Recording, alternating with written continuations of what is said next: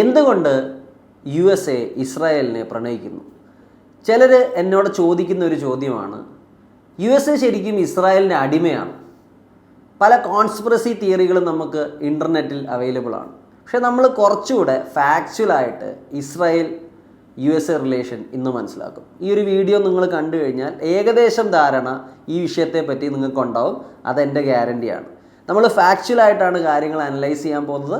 Conspiracy തിയറികൾ പറയേണ്ട സ്ഥലത്ത് മാത്രം നമ്മളൊന്ന് സൂചിപ്പിച്ചു വിടും. അതുപോലെ നമ്മളിതൊരു ജിയോ പൊളിറ്റിക്കൽ ആംഗിളിലാണ് ചർച്ച ചെയ്യാൻ പോകുന്നത്. അപ്പോൾ നമുക്ക് സമയം കളയാതെ ലെറ്റ് സ്റ്റാർട്ട്. ഇപ്പം നമ്മൾ നോക്കിക്കഴിഞ്ഞാൽ നമ്മൾ ജൂതന്മാരെ പറ്റി പറയുമ്പോൾ, ഒരു ജൂയിഷ് സ്റ്റേറ്റിനെ പറ്റി പറയുമ്പോൾ നമ്മൾ ആദ്യം കേൾക്കുന്ന ഒരു പ്രയോഗമുണ്ട്, ബാൽഫോർ ഡിക്ലറേഷൻ. ബാൽഫോർ ഡിക്ലറേഷൻ ശരിക്കും ആർതർ ബാൽഫോർ എന്ന് പറഞ്ഞ വ്യക്തി ലോർഡ് റോത്ത്ഷൈൽഡിന് എഴുതിയൊരു കത്താണെന്ന് പറയും. ഒരു ഓപ്പൺ ലെറ്ററാണിത്. അതായത് ജൂതന്മാർക്ക് സ്വന്തമായിട്ട് ഒരു വാസസ്ഥലം ഉണ്ടാവും, അവർക്ക് സ്വന്തമായിട്ടൊരു സ്റ്റേറ്റ് ഉണ്ടാവും. ഇപ്പം നമ്മൾ കാണുന്ന ഇസ്രായേലും പലസ്തീനും ഒക്കെ ഇരിക്കുന്ന ഒരു ഏരിയയിൽ ജൂതന്മാരെ അധിവസിപ്പിക്കും. ഇതായിരുന്നു ബാൽഫോർ ഡിക്ലറേഷൻ്റെ ഒരു ചുരുക്കം. ഈ ബാൽഫോർ ഡിക്ലറേഷൻ കഴിയുന്നു. പിന്നെ നമ്മൾ നോക്കിക്കഴിഞ്ഞാൽ ജൂതന്മാരുടെ ഹിസ്റ്ററി നമ്മൾ പഠിക്കുമ്പോൾ, ഈ മോഡേൺ സെൻസിൽ പഠിക്കുമ്പോൾ പിന്നെ വരുന്ന ഒരു പേര് ഹിറ്റ്ലറിൻ്റെയാണ്. ഹിറ്റ്ലറിൻ്റെ ഒരു വിശ്വാസം എന്ന് പറഞ്ഞു കഴിഞ്ഞാൽ ജൂസ് അവരുടെ ബ്ലഡ് ലൈൻ പ്യുവർ അല്ല, അതേസമയം ജർമ്മൻ ബ്ലഡ് ലൈൻ അത് കുറച്ചുകൂടെ പ്യുവറാണ്, അവർ റേഷ്യലി സുപ്പീരിയറാണ്. ജൂതന്മാർ ജർമ്മനിയെ നശിപ്പിക്കുന്നു, അവരുടെ പ്യൂരിറ്റിയെ നശിപ്പിക്കുന്നു, റിയൽ ആര്യൻ ഒറിജിനെതിരെയാണ് ഇത് പോകുന്നത്. ഗൊബിന്യു എന്ന് പറഞ്ഞ ഒരു ഫ്രഞ്ച് റൈറ്ററൊക്കെ ഉണ്ടായിരുന്നു. ഇദ്ദേഹത്തിൻ്റെ ഒരു ഐഡിയ അനുസരിച്ച് മനുഷ്യരെല്ലാം ഒരുപോലെ അല്ല എന്നൊക്കെ ഒരു ഐഡിയ ഇദ്ദേഹം പ്രൊപ്പഗേറ്റ് ചെയ്തിരുന്നു. ഇതൊക്കെ ഫോളോ ചെയ്യുന്ന ഒരാളായിരുന്നു ഹിറ്റ്ലർ. അപ്പോൾ ഹിറ്റ്ലറിൻ്റെ സമയം വരുന്നു, ജൂതന്മാർ വല്ലാതെ പെർസിക്യൂട്ടഡ് ആവുകയാണ്. അവർ ഗ്യാസ് ചേമ്പറുകൾ അടയ്ക്കപ്പെട്ടു. ജൂയിഷ് ഹോളോകോസ്റ്റ് നമ്മളെല്ലാം കേട്ടതാണ്. അപ്പോൾ പല നാടുകളിലേക്ക് അവർ ഓടുന്നു, വളരെയധികം ദുരിതം അവർ അനുഭവിക്കുന്നു. ഇതാണ് ഹിറ്റ്ലറിൻ്റെ സമയത്ത് നടക്കുന്നത്. നിങ്ങൾ ഓർക്കേണ്ട ഒരു കാര്യം, വേൾഡ് വാർ 1 ഇതേ ജർമ്മനിക്ക് വേണ്ടി ജൂതന്മാരും ഫൈറ്റ് ചെയ്തിരുന്നു ആസ് സോൾജേഴ്സ്. ഇനി ബാൽഫോർ ഡിക്ലറേഷൻ്റെ കാര്യം ഞാൻ പറഞ്ഞു. ബാൽഫോർ ഡിക്ലറേഷൻ അനുസരിച്ച് ഇപ്പം നമ്മൾ കാണുന്ന ഏരിയയിൽ ജൂതന്മാർക്ക് സെപ്പറേറ്റ് ഒരു സ്റ്റേറ്റ് ഉണ്ടാവും എന്നുള്ളൊരു പ്രോമിസാണ് ബ്രിട്ടൻ കൊടുക്കുന്നത്. അപ്പോൾ ഈ വേൾഡ് വാർ ഒക്കെ കഴിഞ്ഞ് കഴിയുമ്പോഴത്തേക്ക് ഈ ഇപ്പോഴത്തെ ഇസ്രായേലും പലസ്തീനും സിറിയയും ഒക്കെ ഇരിക്കുന്ന ഏരിയ, ഇതിനെ ലെവൻറ്റ് എന്നാണ് പറയുന്നത്. ലെവൻറ്റിൻ്റെ കൺട്രോൾ ബ്രിട്ടീഷിൻ്റെ കയ്യിലായിരുന്നു. It was controlled by British. Okay. ഇതേ സമയം നിങ്ങൾ USA എന്ന് പറഞ്ഞ രാജ്യത്തെ നോക്കണം. USA ഒരു രീതി എന്താ? വേൾഡ് വാർ 2 കഴിഞ്ഞ് അല്ലെങ്കിൽ ഈ സമയത്തിലൊക്കെ US ഐസൊലേറ്റഡ് ആയിട്ട് നിൽക്കുകയാണ്. യുദ്ധത്തിൽ അവൻ ഇടപെട്ടു, അല്ലാതെ ഒരു 1700 കഴിഞ്ഞുള്ള കാലഘട്ടത്തിൽ അവനൊരു ഐസൊലേഷൻ ഉണ്ട്. അത് അവൻ്റെ ഗുണത്തിന് വേണ്ടി അവൻ ഉപയോഗിച്ചു. കാരണം അവൻ്റെ ചുറ്റും സീയാണ്. യൂറോപ്പിലെ യുദ്ധങ്ങളൊന്നും അമേരിക്കയെ എഫക്റ്റ് ചെയ്തില്ല. അമേരിക്ക ഇൻഡസ്ട്രിയലി വളരെയധികം വളർന്നു, അവൻ ഇക്കണോമിക്കലി വളർന്നു. യുദ്ധം കഴിഞ്ഞ് ബ്രിട്ടനും ഫ്രാൻസും പല രാജ്യങ്ങളും ക്ഷയിച്ചു നല്ലോണം, അല്ലെങ്കിൽ വീക്കായി. അമേരിക്കയ്ക്ക് അത്രത്തോളം വീക്ക്നെസ് വന്നിട്ടില്ല. പിന്നെ നമ്മൾ നോക്കിക്കഴിഞ്ഞാൽ ബ്രിട്ടൻ്റെയും യൂറോപ്പിൻ്റെയൊക്കെ റീകൺസ്ട്രക്ഷന് മുന്നിട്ട് നിന്ന രാജ്യം ഈ USA ആണ്. അപ്പോൾ USA ആണ് അവരുടെ ലെൻഡർ, USA ആണ് പവർഫുൾ. അപ്പോൾ അവിടെ ബ്രിട്ടനും ഫ്രാൻസും ഒക്കെ വേൾഡ് വാർ 1 2 ഒക്കെ കഴിഞ്ഞപ്പോൾ അവർ വീക്കായി തുടങ്ങി. അതേസമയം പിന്നീട് അമേരിക്കയുടെ കാലഘട്ടമാണ്. അപ്പം നമുക്കറിയാം ജൂയിഷ് സ്റ്റേറ്റിൻ്റെ ഫോർമേഷൻ, അതിൻ്റെ തുടക്കകാലത്ത് അവർക്ക് സപ്പോർട്ട് കൊടുത്തിരുന്ന രാജ്യം ബ്രിട്ടനാണ്. പക്ഷേ പിന്നീട് അമേരിക്കയുടെ റോള് വലുതാവുന്നുണ്ട്. നമ്മൾ നോക്കിക്കഴിഞ്ഞാൽ അമേരിക്കയ്ക്ക് അല്ലെങ്കിൽ USAക്ക് ഒരു മുൺട്രോ ഡോക്ട്രിൻ ഉണ്ട്. മുൺട്രോ ഡോക്ട്രിൻ ഞാൻ ടെക്നിക്കലായിട്ട് നിങ്ങൾക്ക് പറഞ്ഞൊന്നും തരില്ല. സിമ്പിളായിട്ട് പറയാം, ഒരു രാജ്യത്തോടെ നമ്മൾ വലിയ ഫ്രണ്ട്ഷിപ്പിന് പോകരുത്. ആ ഫ്രണ്ട്ഷിപ്പ് ചിലപ്പോൾ നമുക്ക് ദോഷം ചെയ്യാം. കാരണം ആ രാജ്യത്തിൻ്റെ പ്രശ്നങ്ങൾ നമ്മൾ ഏറ്റെടുക്കേണ്ടി വരും. രണ്ടാമത്, ഒരു രാജ്യവുമായിട്ട് നമ്മൾ വലിയ ശത്രുതയ്ക്കും പോകരുത്. അതും നമുക്ക് കുഴപ്പമാണ്. അപ്പോൾ ആരുമായിട്ട് കൂടുതൽ അടിക്കുകയും ചെയ്യരുത്, കൂടുതൽ ദൂരത്തേക്ക് പോവുകയും ചെയ്യരുത്. അപ്പോൾ ഒരു മീഡിയം റിലേഷനെ എല്ലാവരും തമ്മിൽ പാടുള്ളൂ എന്നാണ് മുൺട്രോ ഡോക്ട്രിൻ. ആ ഒരു ഡോക്ട്രിൻ പിന്നീട് ചേഞ്ച് ചെയ്തു. പിന്നീട് വന്നത് നമ്മുടെ ഹാരി എസ് ട്രൂമൻ, അത് അമേരിക്കൻ പ്രസിഡൻ്റ് ആയിരുന്നു. ഇദ്ദേഹത്തിൻ്റെ ഒരു ട്രൂമൻ ഡോക്ട്രിൻ ഉണ്ട്. ട്രൂമൻ ഡോക്ട്രിൻ എന്താണ് പറയുന്നത്? It is an interventionist doctrine. വേണമെങ്കിൽ അമേരിക്ക ബാക്കിയുള്ള രാജ്യങ്ങളുടെ കാര്യത്തിലും ഇടപെടും. ഇനി നിങ്ങൾ ശ്രദ്ധിക്കണം, മിഡിൽ ഈസ്റ്റിൽ ഒരു പ്രത്യേകതയുണ്ട്. മിഡിൽ ഈസ്റ്റ് വളരെയധികം ഓയിൽ റിച്ച് ആയിട്ടുള്ള ഏരിയ ആയിരുന്നു, ഇപ്പോഴുമാണ്. അപ്പം അന്ന് ഈ വേൾഡ് വാറൊക്കെ കഴിഞ്ഞിട്ട് എല്ലാവരുടെയും നോട്ടം ഈ മിഡിൽ ഈസ്റ്റിലേക്ക് പതിക്കും. സ്വാഭാവികമായിട്ട് അമേരിക്കയുടെ നോട്ടവും എങ്ങോട്ട് പതിച്ചു? മിഡിൽ ഈസ്റ്റിലേക്ക് പതിച്ചു. അപ്പം മിഡിൽ ഈസ്റ്റിൽ അമേരിക്കയ്ക്ക് ഒരു അലൈ വേണം, ഒരു സുഹൃത്ത് വേണം. അപ്പോൾ അമേരിക്ക ചുറ്റും നോക്കി ഏതെങ്കിലും ഡെമോക്രസി ഉണ്ടോ ഇവിടെ, അപ്പോൾ ആരെയും കാണാൻ പറ്റിയില്ല. വെസ്റ്റുമായിട്ട് ചേർന്ന് നിൽക്കുന്ന ഏതെങ്കിലും രാജ്യമുണ്ടോ? കാണാൻ പറ്റിയില്ല. ഒരു ഒരു ഒരു പരിധി വരെ 50കളൊക്കെ കഴിഞ്ഞ് പിന്നെ ഇറാൻ്റെ ഷാ അമേരിക്കയുമായിട്ട് അടുത്ത് നിന്നു. എന്നാലും അമേരിക്കയ്ക്ക് ഫുള്ളായിട്ടുള്ള ഒരു സപ്പോർട്ടീവായിട്ടുള്ള ഡെമോക്രാറ്റിക് ആയിട്ടുള്ള ഒരു അലൈ വേണം. നമ്മൾ മിഡിൽ ഈസ്റ്റ് മൊത്തം നോക്കിയാൽ അവിടെ എല്ലാം എന്താണ്, ഡിക്റ്റേറ്റർഷിപ്പ്, മൊണാർക്കിയൊക്കെയാണ്. ഇറാൻ ആണെങ്കിൽ പോലും അമേരിക്കയായിട്ട് ചേർന്ന് നിന്നിരുന്നു ആ സമയത്ത്. പക്ഷേ അതും ഒരു മൊണാർക്കിയാണ്, ഡിക്റ്റേറ്റർഷിപ്പാണ്. അപ്പം എന്താണ് അമേരിക്കയ്ക്ക് വേണ്ടത്? ഒരു ഡെമോക്രസിയുള്ള പ്രോ വെസ്റ്റ് ലീനിങ് ഉള്ള ഒരു രാജ്യം. ഈ രാജ്യം ആരായിരിക്കും? ഈ രാജ്യമായിരിക്കും ഇസ്രായേൽ. അപ്പോൾ ഇസ്രായേലിനെ സപ്പോർട്ട് ചെയ്യേണ്ടത് അമേരിക്കയുടെ ആവശ്യമാണ്. കാരണം മിഡിൽ ഈസ്റ്റിൽ അമേരിക്കയ്ക്ക് ഒരു അലൈ വേണം, സുഹൃത്തിനെ വേണം. എനർജി റിച്ച് ഏരിയയാണ്. പണ്ടേ US പ്രസിഡന്റുമാർക്ക് എണ്ണ കണ്ടു കഴിഞ്ഞാൽ ഭ്രാന്താവുമെന്ന് ചിലർ പറയാറുണ്ട്. അപ്പം എണ്ണയ്ക്കുള്ള കൊതി, ഓയിലിനുള്ള കൊതി, എനർജിക്ക് വേണ്ടിയുള്ള ആഗ്രഹം. അപ്പോൾ അവന് മിഡിൽ ഈസ്റ്റിൽ അലൈ വേണം. ആ അലൈയായിട്ട് ആര് മാറി? ഇസ്രായേൽ മാറി. അത് മാത്രമല്ല, ഈ സമയത്ത് കോൾഡ് വാർ നടക്കുകയാണ്. ഒരു ശക്തി USA വെസ്റ്റും, ഇപ്പുറത്ത് നിൽക്കുന്ന ശക്തി USSR. Capitalism versus communism. Middle ഈസ്റ്റിൽ ക്യാപിറ്റലിസം അല്ലെങ്കിൽ USA ബ്ലോക്ക് ശക്തി ഉറപ്പിച്ചില്ലെങ്കിൽ ആ സ്ഥലത്തേക്ക് ആര് കയറി വരും? USSRും കമ്മ്യൂണിസവും കയറി വരും. ഇത് ഒരു തരത്തിലും ആര് സഹിക്കില്ല? USA സഹിക്കില്ല.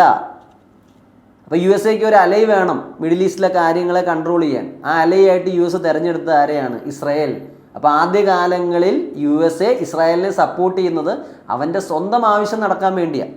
അപ്പോൾ ഇതെല്ലാം ജിയോ പൊളിറ്റിക്സാണ്, ഇതൊക്കെ റിയലിസമാണ്. ഇനി നിങ്ങൾ നോക്കിക്കഴിഞ്ഞാൽ US തന്നെയുള്ള എല്ലാവർക്കും ഈ ഇസ്രായേലിനെ സപ്പോർട്ട് ചെയ്യുന്നത് വലിയ താല്പര്യമില്ല. ചിലർ ട്രൂമാൻ്റെ ഈ ഡോക്ടറിൻ്റെ എതിരായിരുന്നു. എക്സാമ്പിൾ ഞാൻ പറയുകയാണെങ്കിൽ, നമ്മുടെ മാർഷൽ പ്ലാനിൻ്റെ ഒരു ഒറിജിൻ നമ്മൾ നോക്കിയാൽ ജോർജ് C. മാർഷലാണ്. ഇദ്ദേഹമൊക്കെ എന്തിൻ്റെ എതിരായിരുന്നു? ഇസ്രായേലുമായിട്ട് വളരെയധികം അടുക്കുന്നതിന് എതിരായിരുന്നു. പക്ഷേ എന്നാലും അമേരിക്ക എന്ത് ചെയ്തു? ഇസ്രായേലുമായിട്ട് അടുത്തു. ഇതിന് കാരണമായൊരു പേരുണ്ട്, George F. Keenan. George F. കീനനെ നമ്മൾ മിസ്റ്റർ എക്സ് എന്നൊക്കെ വിളിക്കും. എനിക്ക് തോന്നുന്നു ചില പരീക്ഷകളിൽ വരെ ഇദ്ദേഹത്തിൻ്റെ പേര് ചോദിച്ചിട്ടുണ്ട്. അപ്പം ജോർജ് F. കീനൻ ഇദ്ദേഹം ഒരു ലെറ്റർ എഴുതുന്നു USA-ക്ക്. ഈ ലെറ്ററിനകത്ത് ഇദ്ദേഹം പറയുന്ന കാര്യം എന്ന് പറഞ്ഞാൽ USSR മിഡിൽ ഈസ്റ്റിലേക്ക് എക്സ്പാൻഡ് ചെയ്യാൻ സാധ്യതയുണ്ട്. അപ്പോൾ കമ്മ്യൂണിസം, അറബ് രാജ്യങ്ങളും ഈ പറയുന്ന USSRും തമ്മിൽ ലിങ്ക് വന്നാൽ അമേരിക്കയ്ക്ക് കിട്ടാവുന്ന ഏറ്റവും വലിയ അടിയാണ്. ഇതൊരിക്കലും ആര് സഹിക്കില്ല? അമേരിക്ക സഹിക്കില്ല. അപ്പോൾ അമേരിക്ക സുഹൃത്തിനെ തേടി, അവർ സുഹൃത്തിനെ കണ്ടെത്തി. സുഹൃത്തിൻ്റെ പേരെന്താണ്? ഇസ്രായേൽ. ഓക്കെ, ഞാൻ പറഞ്ഞു ബാക്കി രാജ്യങ്ങളിലൊന്നും ഡെമോക്രസി ഇല്ല, ആരും തന്നെ പ്രോ വെസ്റ്റ് ആയിരുന്നില്ല. പക്ഷേ ഇസ്രായേൽ ഒരു ഡെമോക്രസിയാണ്. It was also pro west. അപ്പം ഞാൻ പറഞ്ഞതുപോലെ ഓയിൽ ലോബിയെ കൺട്രോൾ ചെയ്യാനും, അല്ല ഓയിൽ റിസോഴ്സ് റിച്ച് ഏരിയാസിനെ കൺട്രോൾ ചെയ്യാനും, USSRന് ഇൻഫ്ലുവൻസിനെ നെഗേറ്റ് ചെയ്യാനുമൊക്കെ അമേരിക്കയ്ക്ക് ആര് ഉപകരിച്ചു? ഇസ്രായേൽ ഉപകരിച്ചു. അപ്പോൾ UN-ൻ്റെ റെക്കഗ്നീഷൻ ഇസ്രായേലിന് പൂർണ്ണമായിട്ട് കിട്ടാനും, ബാക്കി രാജ്യങ്ങൾ ഇസ്രായേലിനെ റെക്കഗ്നൈസ് ചെയ്യാനും എല്ലാത്തിനും വേണ്ടി ആര് പരിശ്രമിച്ചു? അമേരിക്ക പരിശ്രമിച്ചു. ഓക്കെ, കാരണം അമേരിക്കയ്ക്ക് പേടിയുണ്ട്, ബ്രിട്ടൻ എന്തായാലും വീക്കാണ്. ഇനി ആ ഒരു ഗ്യാപ്പ്, ബ്രിട്ടൻ വിട്ടിട്ട് പോയ ഒരു ഗ്യാപ്പുണ്ട് ഈ അറബ് റീജിയൻസിലും അതിൻ്റെ മുകളിലുള്ള റീജിയൻസിലും. അത് ആര് ഫുൾഫിൽ ചെയ്തേക്കാം? USSR ഫുൾഫിൽ ചെയ്തേക്കാം. ഇത് പേടിച്ചിട്ട് അമേരിക്ക എന്ത് ചെയ്തു? ഇസ്രായേലിനെ സപ്പോർട്ട് ചെയ്തു. അപ്പോൾ USA വെപ്പൺസ് ആണെങ്കിലും ടെക്നോളജി ആണെങ്കിലും ഇങ്ങനെയുള്ള കാര്യങ്ങളെല്ലാം നമ്മുടെ ട്രൂമൻ ഡോക്ടറിനനുസരിച്ച് പല രാജ്യങ്ങൾക്ക് നൽകി. ഇതിൻ്റെയൊക്കെ ഒരു ബെനിഫിഷ്യറി ആരുമായിരുന്നു? ഇസ്രായേലുമായിരുന്നു. അപ്പം ഞാൻ നേരത്തെ പറഞ്ഞു, ഈ USA-ലുള്ള എല്ലാവരും ഈ ട്രൂമാനെ സപ്പോർട്ട് ചെയ്തിരുന്നില്ല, അല്ലെങ്കിൽ ട്രൂമൻ ഡോക്ടറിനെ സപ്പോർട്ട് ചെയ്യുന്നില്ല. Example George C. മാർഷൽ എന്ന് പറഞ്ഞ വ്യക്തിയുണ്ട്. ഇദ്ദേഹത്തിൻ്റെ ആയിരുന്നു ഫേമസ് ആയിട്ടുള്ള Marshall plan. Marshall plan it was a plan for reconstruction of Europe. യൂറോപ്പിന് ഒത്തിരി ഡാമേജ് വന്നിരുന്നു. അപ്പോൾ യൂറോപ്പിനെ തിരിച്ച് കൊണ്ടുവരണ്ടേ. അപ്പോൾ അതിനുവേണ്ടി അമേരിക്ക കൊണ്ടുവന്ന പ്ലാനാണ് മാർഷൽ പ്ലാൻ. നമുക്കങ്ങനെ കുറേ പ്ലാനുകളുണ്ട്, അതിലേക്കൊന്നും നമ്മൾ പോകണ്ട. ഇദ്ദേഹം പറഞ്ഞതെന്ന് പറഞ്ഞാൽ ഇസ്രായേലുമായിട്ട് വളരെയധികം USA അടുത്ത് കഴിഞ്ഞാൽ അറബ് രാജ്യങ്ങളെല്ലാം USA-യുടെ എതിരെ ആവില്ല. ഇദ്ദേഹം ചോദിച്ച ചോദ്യം വളരെ ജെന്യുവിനാണ്. നമ്മൾ വളരെ വലുതായിട്ട് ഇസ്രായേലുമായിട്ട് അടുത്ത് കഴിഞ്ഞാൽ അറബ്സിന് ഇത് പ്രശ്നമുണ്ട്. കാരണം അറബ്സിൻ്റെ പ്രശ്നം എന്താണ്? അവർ പലസ്തീനിയൻ കോസിന് വേണ്ടി നിൽക്കുന്ന ആൾക്കാരാണ്. ഇസ്രായേൽ പലസ്തീനോട് ചെയ്യുന്നതൊന്നും ശരിയല്ല, ഇസ്രായേൽ ഒരു സെറ്റിലർ കോളനിയാണെന്നാണ് അവരുടെ വിശ്വാസം. അപ്പോൾ ഇസ്രായേലിനെ വല്ലാതെ അമേരിക്ക സപ്പോർട്ട് ചെയ്ത് കഴിഞ്ഞാൽ അമേരിക്കയ്ക്കെതിരാവും ഈ അറബ് രാജ്യങ്ങൾ. അപ്പോൾ അമേരിക്കയ്ക്ക് ഓയിൽ കിട്ടില്ല, എണ്ണ ഞാൻ കൊടുക്കില്ല എന്ന് ഈ അറബ് രാജ്യങ്ങൾ പറഞ്ഞാൽ എന്ത് ചെയ്യും അമേരിക്ക? പക്ഷേ ഇതിനകത്തും ഒരു ക്യാച്ച് ഉണ്ട്. കാരണം ട്രൂമാനും അദ്ദേഹത്തെ സപ്പോർട്ട് ചെയ്യുന്നവരും പറഞ്ഞു അങ്ങനെ പേടിക്കേണ്ട കാര്യമില്ല, അറബ് രാജ്യങ്ങൾക്ക് ഞങ്ങൾക്ക് എണ്ണ തന്നേ പറ്റൂ. അതിൻ്റെ കാരണം എന്താ? അറബികളുടെ കയ്യിൽ എണ്ണയുണ്ട്, ഓയിലുണ്ട്, പക്ഷേ ഇത് എക്സ്ട്രാക്ട് ചെയ്യാനുള്ള ടെക്നോളജി പല ഫോറിൻ കമ്പനീസാണ് അവർക്ക് കൊടുത്തിരുന്നത്. ഇതിൽ പലതും US കമ്പനീസ് ആവാം. അരാംകോ എന്നൊക്കെ നിങ്ങൾ കേട്ടിട്ടുണ്ട്, സൗദി അറേബ്യ. അപ്പോൾ ഓയിലെല്ലാം അറബ് രാജ്യങ്ങളുടെ കയ്യിലാണ്, പക്ഷേ അത് എക്സ്ട്രാക്ട് ചെയ്യാനുള്ള ടെക്നോളജി വെസ്റ്റേൺ രാജ്യങ്ങളുടെയാണ്. അത് റിഫൈൻ ചെയ്യാനുള്ള ടെക്നോളജി വെസ്റ്റേൺ രാജ്യങ്ങളുടെയാണ്. അപ്പോൾ അതുകൊണ്ട് അങ്ങനെ ഒരു പേടി ട്രൂമാൻ ഇല്ലായിരുന്നു. ട്രൂമാൻ പിന്നെ ചില എഗ്രിമെൻറ്റുകളെയും പറ്റി പറഞ്ഞു. 1928 ഒരു റെഡ് ലൈൻ എഗ്രിമെൻ്റ് ഉണ്ട്. അപ്പോൾ ഈ എഗ്രിമെൻ്റ് അനുസരിച്ച് ഈ അറബ് റീജിയനിൽ വർക്ക് ചെയ്യുന്ന ഓയിൽ കമ്പനികൾ US സപ്ലൈ ചെയ്തോളാമെന്ന് അവർ പറഞ്ഞിട്ടുണ്ട്. അപ്പോൾ അറബി രാജ്യങ്ങളെ പേടി ആർക്കുണ്ടായിരുന്നില്ല? ട്രൂമാൻ ഉണ്ടായിരുന്നില്ല. കാരണം അവരുടെ ടെക്നോളജി ഇല്ല, ടെക്നോളജി കമ്പനികളുടെ കയ്യില്ല. അപ്പോൾ അറബികളുടെ കയ്യിൽ നിന്ന് എണ്ണ എടുക്കുന്ന കമ്പനികൾ എന്ത് ചെയ്തിട്ടുണ്ട്? US എഗ്രിമെൻറ്റിൽ ഏർപ്പെട്ടിട്ടുണ്ട്. പിന്നെ അറബികൾ ഈ ഓയിൽ വിൽക്കണ്ടേ? വിറ്റാലല്ലേ അവർക്ക് കാശ് കിട്ടും. അപ്പോൾ അവരുടെ മേജർ ഒരു കൺസ്യൂമർ ഈ വെസ്റ്റും അമേരിക്കയാണ്. അപ്പം ട്രൂമാനെ സപ്പോർട്ട് ചെയ്യുന്നവരും പറഞ്ഞു അങ്ങനെ അറബികളെ പേടിക്കേണ്ട കാര്യമില്ല, നമുക്ക് ഇസ്രായേലിനെ സഹായിക്കാമെന്ന് തന്നെ അവർ തീരുമാനിച്ചു. ഓക്കെ, ഇനിയും US ഒരു സ്വഭാവം നിങ്ങൾ മനസ്സിലാക്കി വയ്ക്കുക. ഇത് നിങ്ങൾക്ക് വ്യക്തമായിട്ട് നിങ്ങൾക്ക് ഞാൻ പറയുമ്പോൾ മനസ്സിലാവും. ഒരു സ്ഥലത്ത് US ഒരു പ്ലെയർ എപ്പോഴും കാണും. ഇത് ഏഷ്യ ആണെങ്കിലും ഇത് മിഡിൽ ഈസ്റ്റിലാണെങ്കിലും US ഒരാൾ, ഒരു പ്ലെയർ എപ്പോഴും എല്ലായിടത്തും കാണണം. ഇനിയും ആ പ്ലെയർ, ആ പറയുന്ന രാജ്യം പ്രശ്നക്കാരനാണെങ്കിൽ എന്നാലും കുഴപ്പമില്ല. അപ്പോൾ പ്രശ്നം ഉണ്ടാക്കുന്ന ആൾ US സപ്പോർട്ട് ചെയ്യുന്ന രാജ്യമാവും, എന്നാൽ പോലും US അവിടെ ഒരു കൺട്രോൾ കാണും. അപ്പോൾ നിങ്ങളോട് പറഞ്ഞു കഴിഞ്ഞാൽ ഇസ്രായേൽ സീനായ് ഏരിയ പിടിച്ചെടുത്തു, ഈജിപ്തിൻ്റെ ആയിരുന്നു. അപ്പോൾ ഏരിയ തിരിച്ചു മേടിക്കാൻ വേണ്ടി ഈജിപ്റ്റ് ആരുടെ അടുത്തേക്കായിരിക്കും ഓടിച്ചെല്ലുന്നത്? USA അടുത്തേക്കായിരിക്കും ഈ പറയുന്ന ഈജിപ്റ്റ് ഓടിച്ചെല്ലുന്നത്. അപ്പം US ഒരു ഹോൾഡ് എപ്പോഴും ഉണ്ട്. ഇപ്പോൾ ഇസ്രായേൽ മിഡിൽ ഈസ്റ്റിൽ ഒരു പ്രശ്നം ഉണ്ടാക്കി, എല്ലാ രാജ്യങ്ങളും ആരുടെ അടുത്തേക്ക് ചെല്ലും സോൾവ് ചെയ്യാൻ? USA അടുത്തേക്ക് ചെല്ലും. അപ്പം ഇങ്ങനൊരു ബിൽഡപ്പ് ആർക്കുണ്ട്? USA ഇനി പിന്നെ സംഭവിച്ചൊരു കാര്യം, 50കളിൽ സംഭവിച്ചൊരു കാര്യമാണ്, റഷ്യയും ഈ അറബ് രാജ്യങ്ങളും അടുത്തു. US അറബ് രാജ്യങ്ങളും വളരെയധികം എടുത്തു. അപ്പോൾ ഇസ്രായേൽ പറഞ്ഞു കാണില്ലേ, നിങ്ങൾ പ്ലേസ് ചെയ്ത ബെറ്റ് കറക്റ്റായിരുന്നു, നിങ്ങൾ ഇസ്രായേലിനെ സപ്പോർട്ട് ചെയ്തത് കറക്റ്റ് ഒരു തീരുമാനമാണ്. കാരണം എന്താണ്? നിങ്ങൾ ചിന്തിച്ചതുപോലെ പണ്ട് നമ്മുടെ ജോർജ് കീനൻ എഴുതിയ കത്ത്, മിസ്റ്റർ എക്സ് എഴുതിയ കത്ത് ശരിയാണ്. USSR അറബ് രാജ്യങ്ങളും അടുക്കുകയാണ്.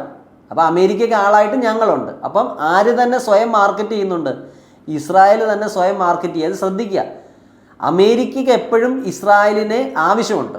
ഈ ഒരു പ്രതീതി എപ്പോഴും ആര് ക്രിയേറ്റ് ചെയ്ത് വെക്കാൻ ശ്രമിക്കും? ഇസ്രായേൽ സ്വയം മാർക്കറ്റ് ചെയ്യും. അമേരിക്കയോട് പറയും, നിനക്ക് മിഡിൽ ഈസ്റ്റിൽ എന്തെങ്കിലും കാര്യം നടത്തണമെങ്കിൽ ഞാൻ വേണം.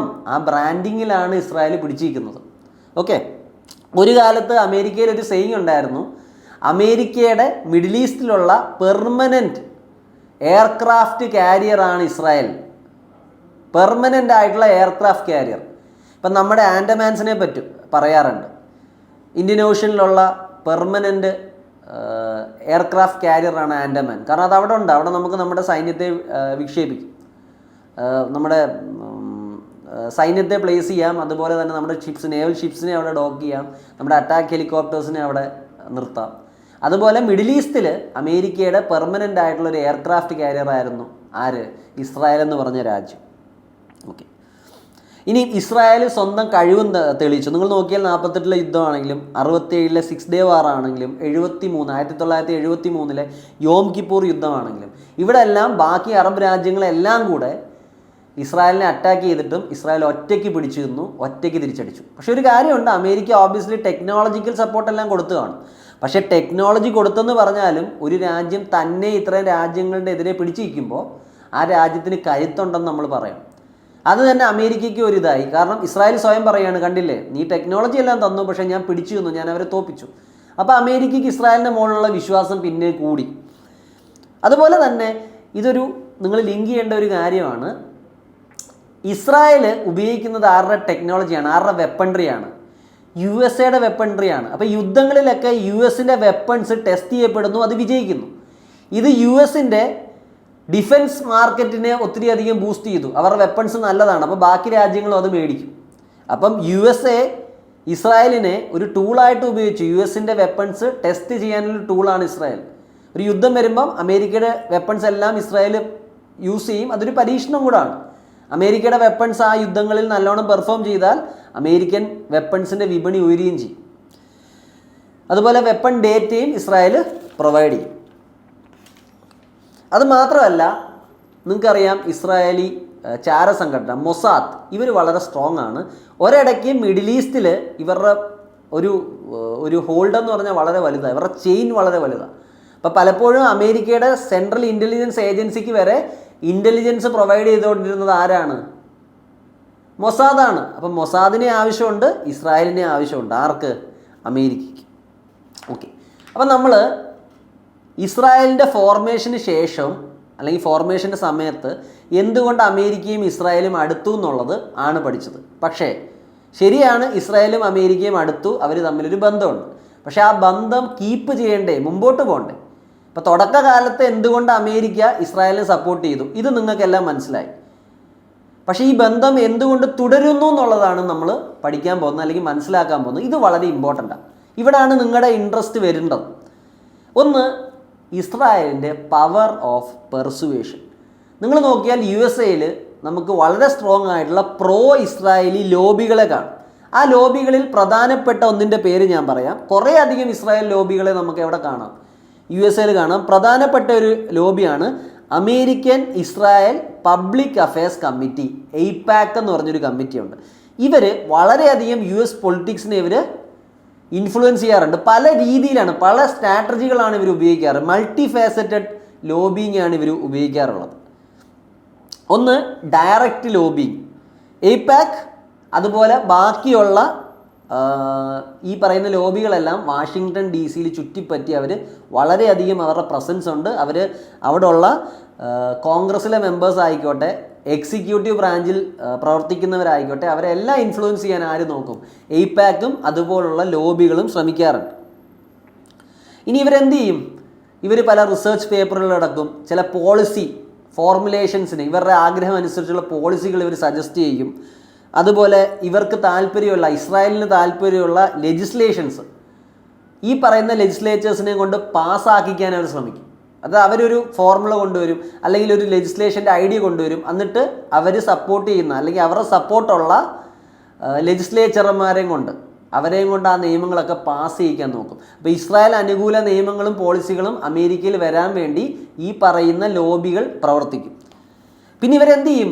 എലക്ഷൻ വരുമ്പോൾ ഇവരെല്ലാവർക്കും പൈസ കൊടുക്കും. അതാണ് ക്യാമ്പയിൻ കോൺട്രിബ്യൂഷൻ വളരെയധികം.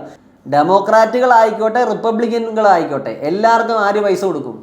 ഈ പറയുന്ന ഇസ്രായേൽ ലോബികൾ പൈസ കൊടുക്കും. അവർക്ക് എന്തുണ്ട്? They have A network of political action committees. അപ്പോൾ ഇങ്ങനൊരു നെറ്റ്വർക്ക് ക്രിയേറ്റ് ചെയ്തിട്ടുണ്ട്. അതുപോലെ തന്നെ ജൂയിഷ് ഒറിജിനുള്ള ഇൻഡിവിജ്വൽ ഡോണേഴ്സും ഉണ്ട്. അപ്പം ഈ ലോബികളും ആർക്ക് പൈസ കൊടുക്കും? ഡെമോക്രാറ്റുകൾക്കും റിപ്പബ്ലിക്കൻസും എല്ലാവർക്കും പൈസ കൊടുക്കും. അതുപോലെ ചില ഇൻഡിവിജ്വൽ ഡോണേഴ്സും പൈസ കൊടുക്കും.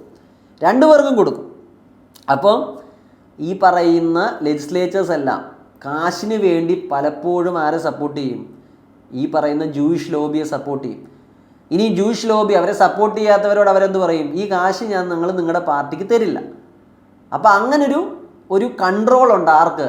ഈ ഇസ്രായേലി ലോബികൾക്ക്. ഡെമോക്രാറ്റ്സിൻ്റെ മുകളിലും അവർക്ക് ഇൻഫ്ലുവൻസ് ഉണ്ട്, റിപ്പബ്ലിക്കൻസിൻ്റെ മുകളിലും അവർക്ക് ഇൻഫ്ലുവൻസ് ഉണ്ട്. രസകരമായ ഒരു കാര്യം ഞാൻ പറഞ്ഞുതരാം. സ്റ്റീവ് റോസൻ എന്ന് പറഞ്ഞൊരു വ്യക്തിയുണ്ട്. Steve Rosen he was a former director of AIPAC, American Israeli public affairs കമ്മിറ്റിയുടെ മുൻകാല ഡയറക്ടറായിരുന്നു സ്റ്റീവ് റോസൻ. ഇദ്ദേഹം ഫേമസ്ലി പറഞ്ഞൊരു കോട്ടുണ്ട്, ഞാനൊരു ഹാൻഡ് കർച്ചീഫ് വെറുതെ ഒന്ന് എറിഞ്ഞാൽ 24 മണിക്കൂർ കൊണ്ട് ആ ഹാൻഡ് കർച്ചീഫ് എൻ്റെ കയ്യിൽ തിരിച്ചു കിട്ടുമ്പോൾ അതിനകത്ത് 70 US ലോ മേക്കേഴ്സിൻ്റെ സിഗ്നേച്ചർ കാണും. അതായത് ഞാനൊരു തൂവാല വെറുതെ വലിച്ചെറിഞ്ഞിട്ട് 24 മണിക്കൂർ കഴിഞ്ഞ് ഞാൻ തിരിച്ചെടുത്താൽ അതിനകത്ത് US-ൻ്റെ 70ഓളം കോൺഗ്രസ്മാൻ അല്ലെങ്കിൽ സെനേറ്റേഴ്സിൻ്റെയൊക്കെ ഒപ്പ് കാണും. അപ്പം അത്രത്തോളം ആത്മവിശ്വാസമാണ് ആർക്കുള്ളത്? ഈ AIPAC-നുള്ളത്. അവരുടെ ഇൻഫ്ലുവൻസ് അതാണെന്നാണ് കാണിക്കുന്നത്. പിന്നെ അവർ ചെയ്യുന്ന ഒരു കാര്യം, ഈ ഇസ്രായേലി ഇൻഫ്ലുവൻസ് കൂട്ടാൻ അല്ലെങ്കിൽ ജൂയിഷ് ഇൻഫ്ലുവൻസ് കൂട്ടാൻ ചെയ്യുന്ന ഒരു കാര്യമാണ് പബ്ലിക് ഡിസ്കോഴ്സിനെ അവർ ഇമ്പാക്റ്റ് ചെയ്യാൻ ശ്രമിക്കും. പ്രോ ഇസ്രായേലി ഗ്രൂപ്പുകളുണ്ട്. അവരെന്ത് പറയും? ഇസ്രായേലും ഡെമോക്രസിയാണ്, USA ഡെമോക്രസിയാണ്, അപ്പം നമ്മളെല്ലാം ഒരുപോലാണ്, നമ്മുടെ വാല്യൂസ് ഒരുപോലാണ്. ഇവർ പല റിസർച്ച് റിപ്പോർട്ടുകളും ഡേറ്റയും പബ്ലിഷ് ചെയ്യും. ഇസ്രായേലിന് ഇങ്ങനെയുള്ള ആവശ്യങ്ങളുണ്ട്, ഇസ്രായേൽ ഒരു നല്ല രാജ്യമാണ്, സമാധാനം ഉണ്ടാക്കാൻ ശ്രമിക്കുന്ന രാജ്യമാണ്, ഇറാനെ പോലുള്ള രാജ്യങ്ങൾ പ്രശ്നക്കാരാണ്, ഇറാഖ് പ്രശ്നക്കാരാണ്. അപ്പോൾ ഇസ്രായേൽ അനുകൂലമായ റിസർച്ച് പേപ്പറുകൾ ഇവർ വിടും. ഇതൊക്കെ US ലോ മേക്കിങ്ങിനെ ബാധിക്കുകയും ചെയ്യും. എക്സാമ്പിൾ ഞാൻ പറയുകയാണെങ്കിൽ foundation four defence of democracies. അപ്പം ഇവർ പറയുന്നത് എന്താ? ഇസ്രായേൽ ഡെമോക്രസിയാണ്, ഡെമോക്രാറ്റിക് വാല്യൂകൾ പാലിക്കുന്ന രാജ്യമാണ്, ഇറാനൊക്കെ വളരെ മോശമായ രാജ്യമാണ്, അവർ പ്രോക്സികളെ വളർത്തുന്നു, ടെററിസത്തെ പ്രൊമോട്ട് ചെയ്യുന്നു, ഹമാസ്, ഹിസ്ബുള്ള, ഹൂദീസ് അവരെ പ്രൊമോട്ട് ചെയ്യുന്നു. അപ്പോൾ ഇങ്ങനെ ആൾക്കാരുടെയും ലോ മേക്കേഴ്സിൻ്റെയും ചിന്താഗതിയെ ഇൻഫ്ലുവൻസ് ചെയ്യാൻ ആർക്ക് പറ്റാറുണ്ട്? ഇസ്രായേലിന് പറ്റാറുണ്ട്. ഈ AIPAC തന്നെ, അതായത് American Israel public affairs committee തന്നെ ട്രിപ്പുകൾ സ്പോൺസർ ചെയ്യാറുണ്ട്, എഡ്യൂക്കേഷണൽ ട്രിപ്പ്.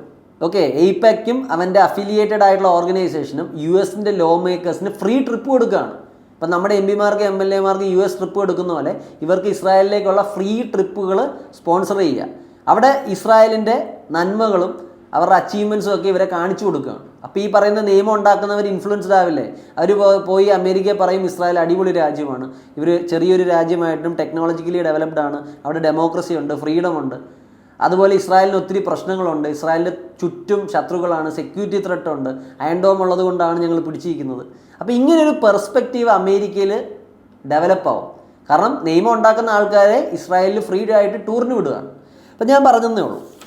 ഇനി നിങ്ങൾ നോക്കിക്കഴിഞ്ഞു കഴിഞ്ഞാൽ ഇവാഞ്ചലിക്കൽ ബേസും ഇവരുടെ വളരെ വലിയ സപ്പോർട്ടാണ്. അതായത് ട്രംപിൻ്റെ, നിങ്ങളിപ്പോൾ ട്രംപിൻ്റെ വോട്ടർ ബേസ് നോക്കിയാൽ ഇവാഞ്ചലിക്കൽ ക്രിസ്ത്യൻസ് വളരെ വലിയൊരു ബേസാണ്.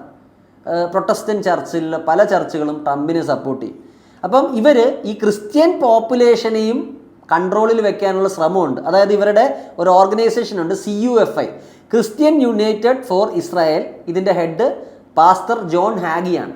അപ്പോൾ ഇവർ പറയുന്നത് ഇസ്രായേൽ എന്ന് പറഞ്ഞു കഴിഞ്ഞാൽ ദൈവത്തിൻ്റെ വാഗ്ദത്തമാണ്, ജൂതന്മാരോടുള്ള ദൈവത്തിൻ്റെ വാഗ്ദത്തമാണ്. It is a Bible prophecy, it is a land promised by God. ദൈവം പറഞ്ഞിട്ടുണ്ട്, I will make you a great nation. ഇസ്രായേലിനെ ബ്ലസ് ചെയ്യുന്നവരെ ഞാനും ബ്ലസ് ചെയ്യും. അപ്പം ഇങ്ങനെയുള്ള ബിബ്ലിക്കലായിട്ടുള്ള കോട്ടുകൾ എടുത്തിട്ടാണ് ഇവർ യൂസ് ചെയ്യുന്നത്. Christian United for Israel, John ഹാഗിയാണ് ഇതിൻ്റെ ഹെഡായ പാസ്റ്റർ. അപ്പം ഇങ്ങനെയൊക്കെ പറയുമ്പോൾ അവിടെയുള്ള ക്രിസ്ത്യൻ ബേസ് ആരുമായിട്ട് അനുകൂലിച്ച് നിൽക്കും?